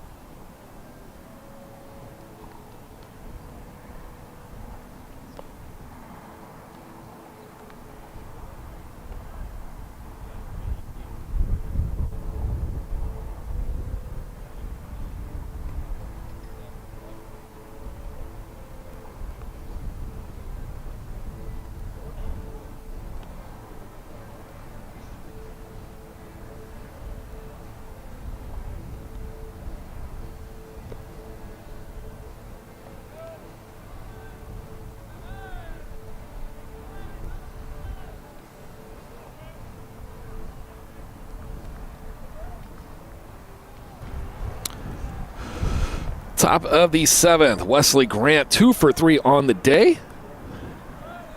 Started off with a double, a single, reached on an error. He's come around to score the last 2 times.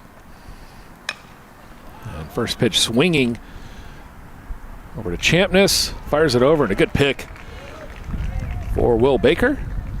A lot of picks for Baker today. Seems like he's been pulling him out of the dirt all day long. That'll keep Wesley Grant off the base paths. And well, we have got a moment here to see all the strikes from Welling's immaculate inning back in the 6th. First one into Morgan Mason as a ball. That was just such a solid inning of work, and you could tell he was excited for that inning. As I mentioned before, he was on the mound before the Millsaps players even exited the field. And another one outside, so 2-0. Yeah, just a really, had command of location, placement. He's had really solid usage of his fastball and slider, but we haven't seen much of the changeup. I know that's a pitch he's been working on a lot. Seen it a couple times early on when he first came in, but since then hasn't used it much.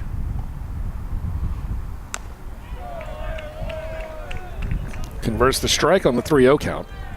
See if he uses it a little bit more in the coming innings. With his four seam, or however he grips it, having so much arm side run. Would have been ball 4. He's going to make Mason Morgan wear it. Well, while you're at it. First base runner in quite a while against Hellings. And now Hudson Moberly, 1 for 2 on the day, doubled with an RBI back in the 4th, walked in the 5th.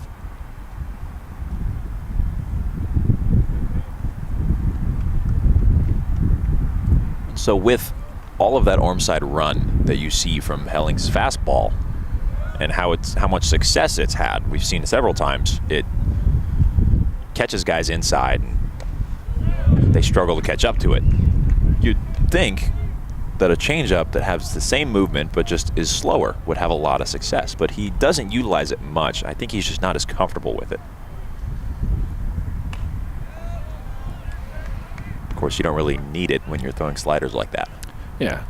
You got a slider touching 81. Your fastball is hitting 89, 90, 91, 92. And they're both coming from the same release point. there's that fastball. Ooh. That one felt maybe like it caught the plate, but we play on.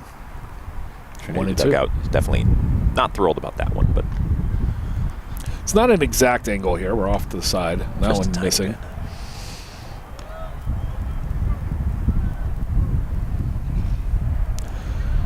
So runner aboard on first. Now a 2-2 count.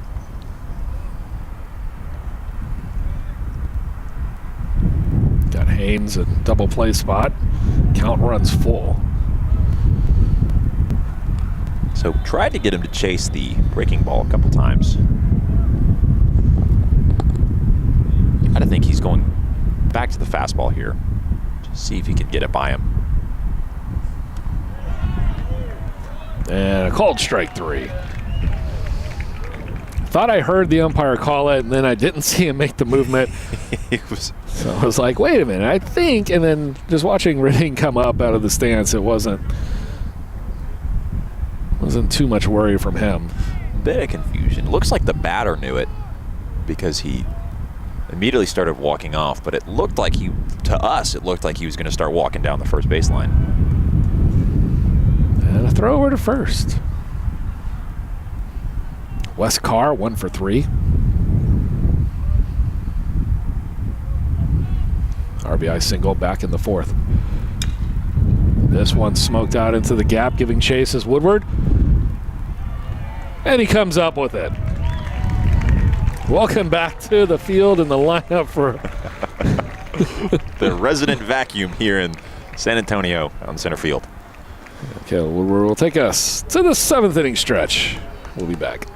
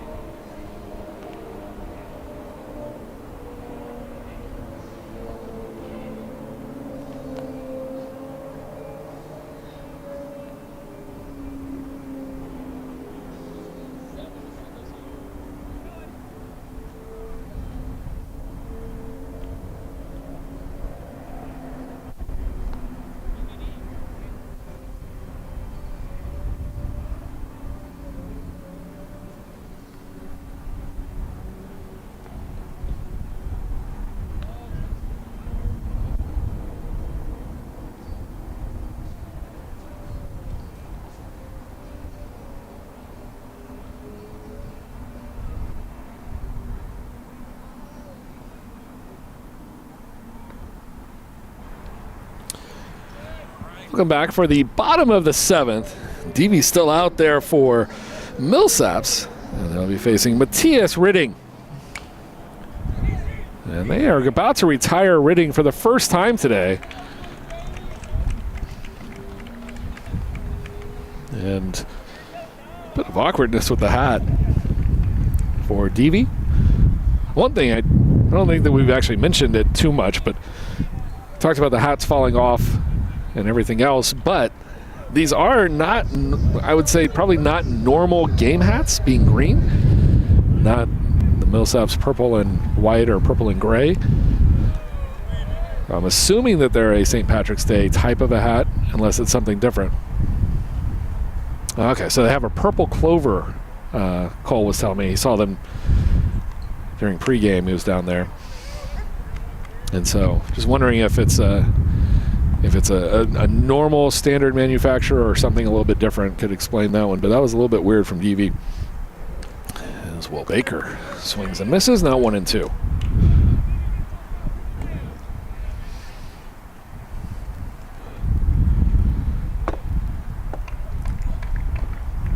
Tigers holding to this field goal lead.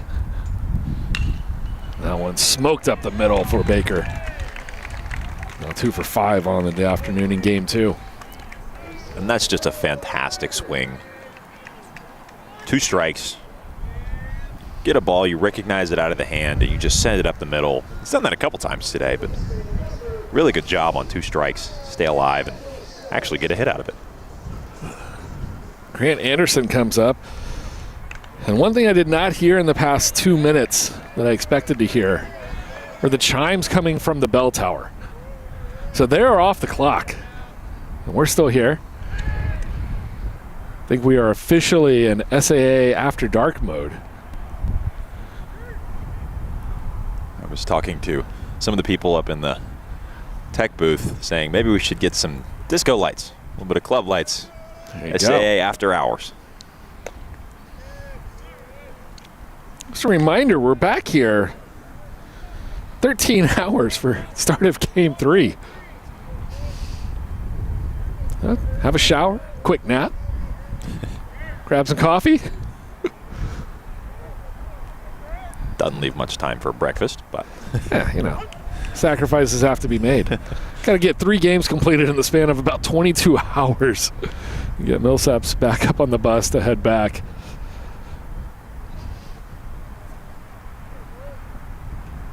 So they're in Jackson, right? Jackson, Mississippi. Runner goes.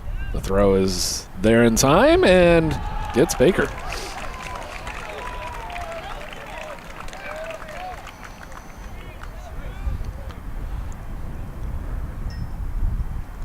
So 2 down here in the inning. 2-1 count to Anderson. Looks like. Are they thinking that he made contact with the ball? It was dead ball. Let's see if we get a replay of it while they. Well, whatever it is, Tim was satisfied with the answer. So it wasn't a very long conversation at all. He just walked up, looked at him a bit, and then walked away. Anderson ropes that one into left. Makes him 2 for 3 here.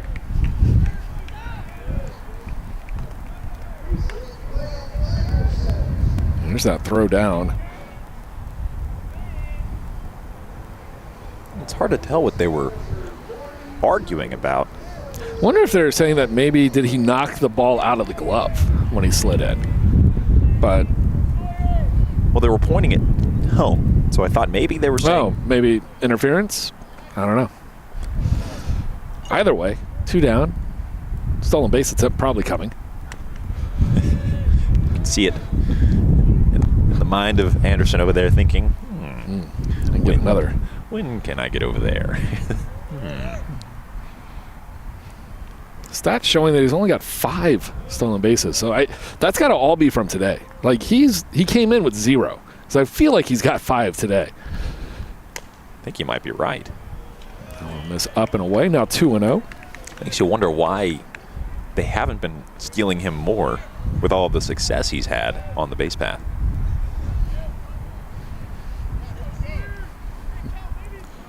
Wonder if he got new cleats. Got the super fast version. Yeah, it's like when you're in elementary school, you get a pair of new shoes, and the first kid that sees them says, "How fast can you run in your new shoes?" I bet somebody asked. Way faster than I did yesterday. Someone asked Anderson when he got here today, "How fast can you run in those new cleats?" And he said, "Let me show you." He goes again. Yeah, I think he's going to be safe. Again. He will make it again. Everybody's going to be getting those cleats now.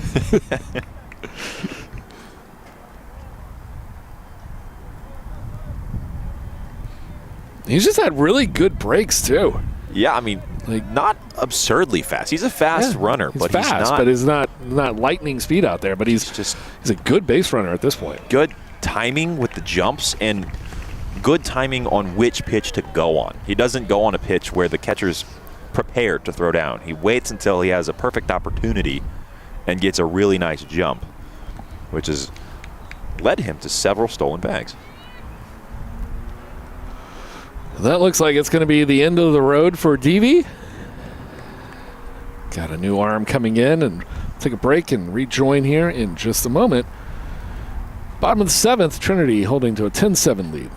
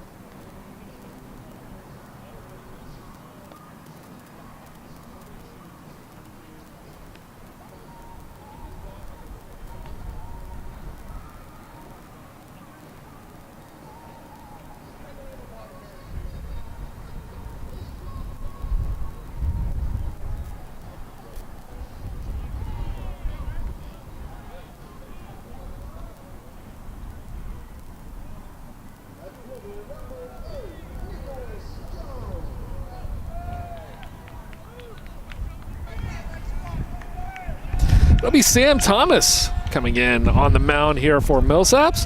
Those of you who were with us for game 1 might remember the name. He was a defensive replacement, played the field. I believe it was right field, but came in and was batting for a while. Hadn't seen him here in game 2. It's probably because they had intentions to bring him in at some point, and here he is. 1-0, 6 1/3 innings pitched, 8 Ks. Pretty solid. He's tasked with getting one more out. Trying to keep Ricky Henderson there at second base. I've always been really impressed by the guys that can do two-way, because as a pitcher myself, it's a hard enough job in and of itself, you know? And I'm sure any of the other pitchers on our staff will agree. It's a pretty difficult job managing your arm, how much you're using it, and making sure you have command of all your pitches. Now, I can't imagine how much they work. The Trinity hitters being able to do both of those. Most of the two-way guys that come here end up picking one, typically pitcher. Yeah, quite a few times we've talked about the pitcher's ability to be athletic and defensive because they've played so many positions in high school. That's just because they wish they were still playing the field a little bit, but I believe Dave Smith is a little bit too possessive of his pitchers. Well, taking a look at the bullpen, I'm sure you could spare a guy or two. Maybe 1, 2. And then you look at the dugout and you're like, oh, there's no more room in there. So it's like, what do you do? I don't want to miss down. Now 2-2, 2 down. For Mr. SAA himself. Might have to change it to Mr. Daytime SAA. It's over 2 here in the second game. He does have 2 walks and a run scored and an RBI. So hold that title for a second. See what he can do. Full count, 2 down, 2 runners on. They'll be moving. And the wind now consistently blowing out to left. Thomas in a bind, needs a pitch. The 3-2. Ball 4, bases are loaded. And I remember the first time I came in contact as a pitcher with a 3-2 count, 2 outs, runners moving, was my coach saying, They're thrown across. No explanation. I was very young. I didn't know what that meant. So I said, what? And he called time, came out to the mound and said, are you dumb? No, I just don't know what that means. He said, there's 3-2, 2 outs. They're moving. Finally made sense. They have no reason to stay there anymore. And if history holds here, Trinity is looking pretty good. Callan Sinhaya has been to the plate now 4 times. This is number 5. He's reached safely all 4 times today. A couple of walks, a couple of hits, and a foul ball there.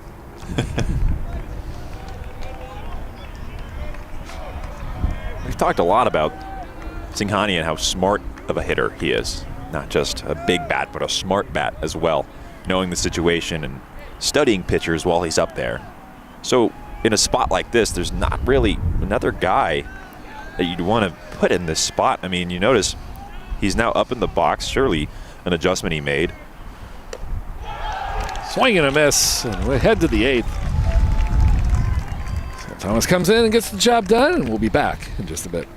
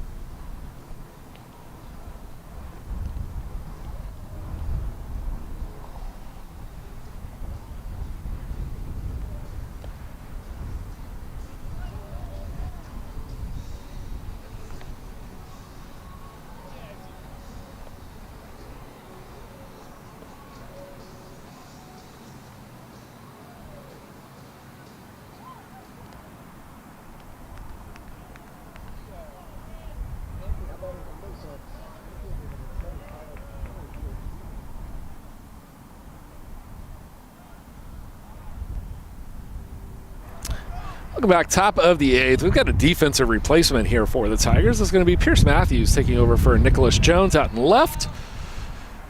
And as you just saw, the 9 pitches that were the 6th inning for Will Hellings.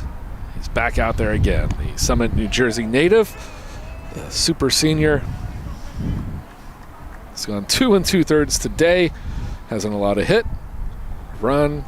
He's only walked 1 and he struck out 5. And he's going up against Kyle Veal Jr. 1 for 2 on the day with a double and a walk. Ran it by him there. He's quickly ahead, 0-2.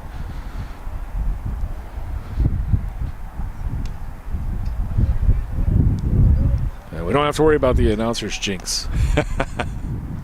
That'll be ball 1. So no. Although, I would say, if you can run 2 immaculate innings in 1 game, that is next level territory. Fouls it off and he'll stay alive. That would be quite impressive. Especially against a team like this that's put together so many competitive at-bats. 7 hits on the game. I think it was 9 hits last game. Whoa! A quick play from Will Hellings. Look what I found. Pitchers today just showing off their skill. We are athletes too, Josh, I promise. Well, we might not look it, but we are. Look at this one. Ooh, yeah. Hey, I just threw this. Just gave it back to me. Thank you. Yeah. You didn't want it, just tell me. To hit it with such velocity back at me. One down. Dominic Mendieta. Looking to get on. 0 for 3 today. Or excuse me, this is going to be a pinch hitter. We are on the first base side, tucked in the corner. So there's the 4. I can't see the numbers off of Millsaps until they turn like that. Now I can see them. Yeah, they're a little small on their back as well. It's kind of hard to tell. Also, for our viewers at home, if you're hearing wind on our mics, there is quite a bit of wind. It's picking up. Yeah, we're getting into the late evening, early morning hours. Swing and a miss, strike 2. And the flags right now are good indicators of how the wind is moving. But for the past couple of at-bats, they were pretty stagnant, deceptively. Check swing. They're going to say he went. Brought the bat with him. It was like, wait a minute, I'm not trying to start anything. Let me toss it off to the side. Pretty frightening if I'm Baker. See the batter angrily charge at me with a bat, stumbling, bumbling. He's like, wait, I gotta go. Wait. Almost fell. He's holding the bat. It's slowing me down. Release the anchor. Unhitch the trailer. 6th strikeout of the evening here for Will Hellings. On one hand, he's like, look, I'm not in the closer's role. On the other hand, I think everybody else is being like, yeah, but you came in relief and you've dominated. Yeah, solid couple of innings of work. Rolled over to Champness. Great throw over to Baker. Another 1-2-3 inning for Will Hellings. Take us to the bottom half of the 8th. Tigers up 3.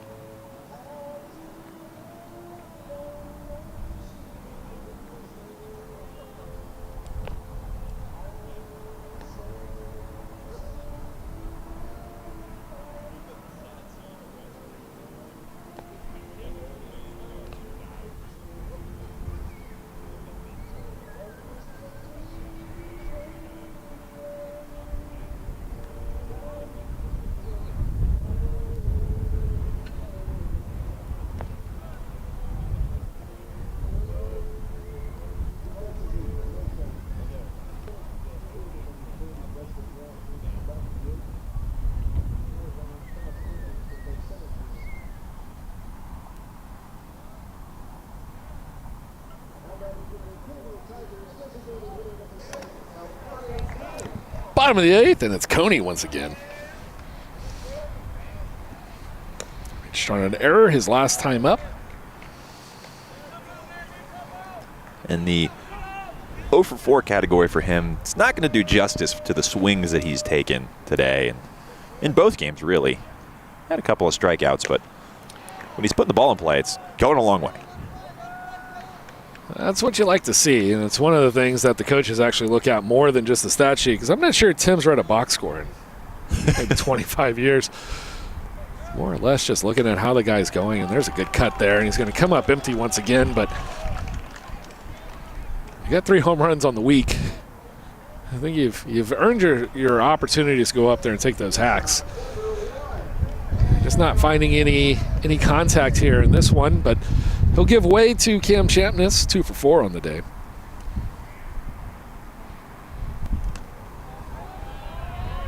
jumping out of his seat. Coming up empty is Champness 0 for 1.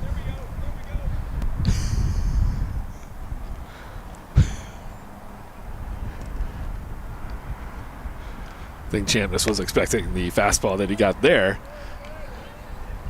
But now evens the count at 1.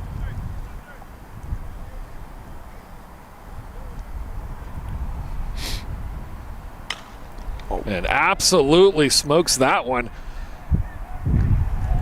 Somehow, it does not carry. Lane Cross put the beat on it, puts it away. Up into the jet stream, but just not quite enough on it to be out of reach. I mean, that looked like one of those golf tries that you were just like, yeah, it's an eagle shot right there. Yeah, and then you get over there You're like, in the cart, and you're like, that went 180 yards. How did that just happen? what is going on? Caleb Woodward, 3 for 5 on the day. 6 for 11 if you count game 1.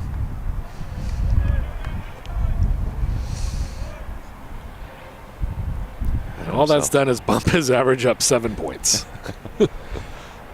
He's having quite a return to play.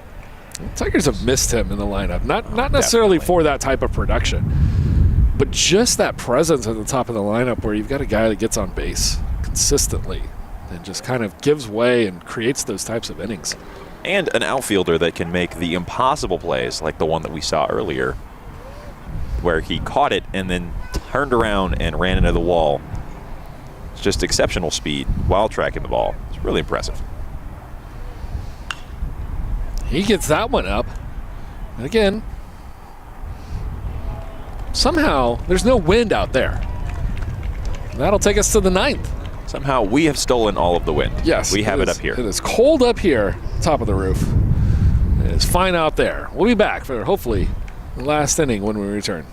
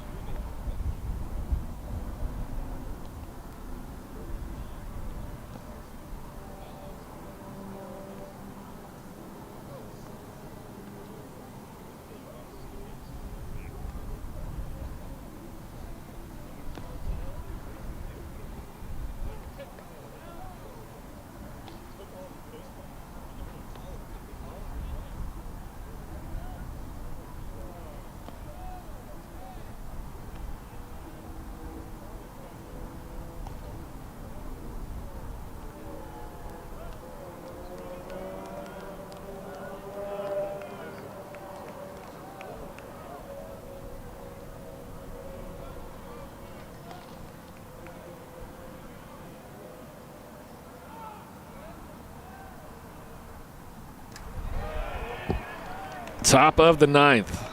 And looking for the extended save will be Will Hellings. He's got to get through the 1, 2, 3 spot in the order. Owsley looking to get something going for the majors. They need 3 to keep this one alive. First one rolled over to Haynes. And Sawyer Haynes with the easy put out at first. They've got 2 outs left to do it with Williams and Grant due up.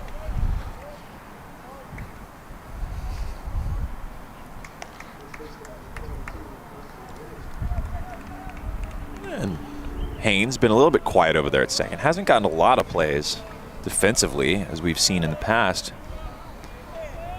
Not gotten a lot of work over there, but when he's gotten it, he's done good things with it. Top of the order for Millsaps, just 2 for 12. Both of those hits from Grant, who awaits on deck.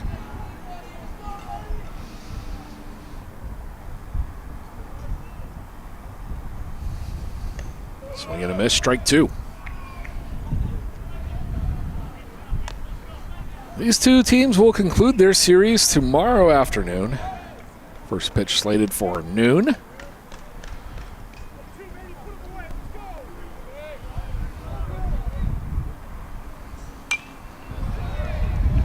Hey, we haven't had one of these in a while. Ball back on the Bell Center roof. I heard 5. Might have just been off the wall, but I did hear 5. That one might have had more because it went into that lower level over there too. That could have had some bounce to it, and that has no bounce to it. That is a ball right by Williams for the second out of the inning and strikeout number 7 here for Will Hellings. Again, that slider just gunning him down. As hopefully the final hitter comes up to bat. The dugout is looking very full as our pitchers have migrated down into the dugout. A swing and a miss to Wesley Grant for strike number 1. Yeah, and we say that with no ill respect to Millsaps. I will just say, it's now 65 on the roof, and I'm wearing gym shorts and a T-shirt, and I am now cold. So that is my sole reason for wanting to get out of this one as quickly as possible. Game ends when Josh gets cold. That's the new we're here for NCAA rule. We still got to break down tonight. Still got to come back up tomorrow and reset up. And that's going to get down. Another double for Wesley Grant. He's got 2 on the day, and he has 3 for 5. And he keeps the dream alive here for the majors for the time being.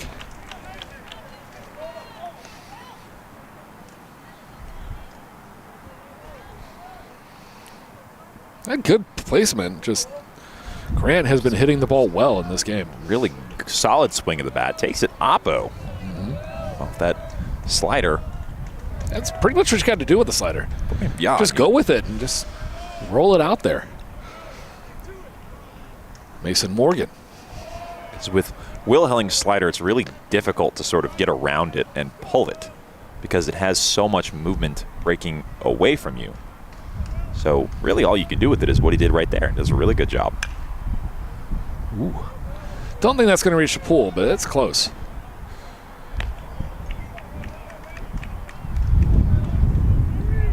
And 1-1 now to Morgan.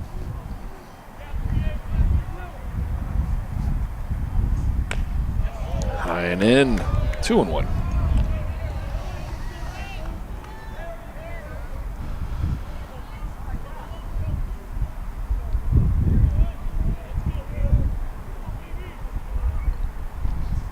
Swing and a miss, strike 2. Now the dugout comes alive. Trinity crowd starting to cheer. Down to the last strike. We could hear Ridding on the last throw, making some noise, but now the dugout. Grant just makes a mockery of a stolen base. Just nobody covering. He just strolled over before Hellings even lifted his leg. Nobody even I don't even think Will Hellings looked at him. I think he just said, no one's looking at me, no one's near me, we'll just go. And that'll be low, ball 4. The tying run to the plate here for Millsaps. And here's that stolen base. Ah, there it is. I mean, no one reacted, no one called anything. He just kind of sort of walked over there. Anderson started to make a move over, but it was already too late. Now runners at the corners. Hudson Moberly takes strike 1. 1 for 3 on the day. Had a double back in the 4th. And if he does that again, things get really interesting here. There's strike 2. Now 0-2.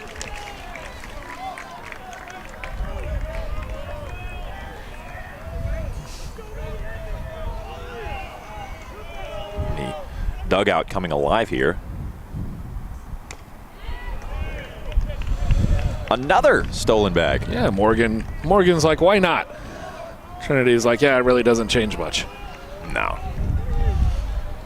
Really good job to lay off of that one. That one will be in the dirt. And we got a chance to end the game here. And that'll be rolled off run scores for Millsaps. Tried to make the play at home. Ridding getting there after sort of blocking the ball. It kind of popped off of him. We've seen that a couple times today. Tries to make the throw over, and it's too high.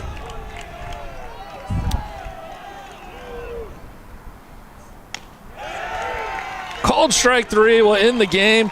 Trinity takes this game number 2 of this series by a score of 10-8. They take the series and have a chance to come back out for the sweep tomorrow. And it still is officially tomorrow. 11:31 here, conclusion of this game. This one finishing just under 2 hours and 50 minutes. So we will be back on air shortly before noon tomorrow. I hope that you can join us then. We'll see if it's Cole Isaacson or if he's back in the control room nursing the voice box for himself.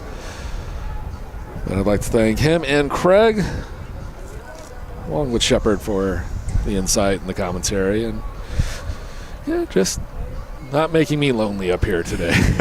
So that'll be it for us, and thank you to all the fans for tuning in and watching. We've greatly appreciated having you, and I hope to see you again for tomorrow's game.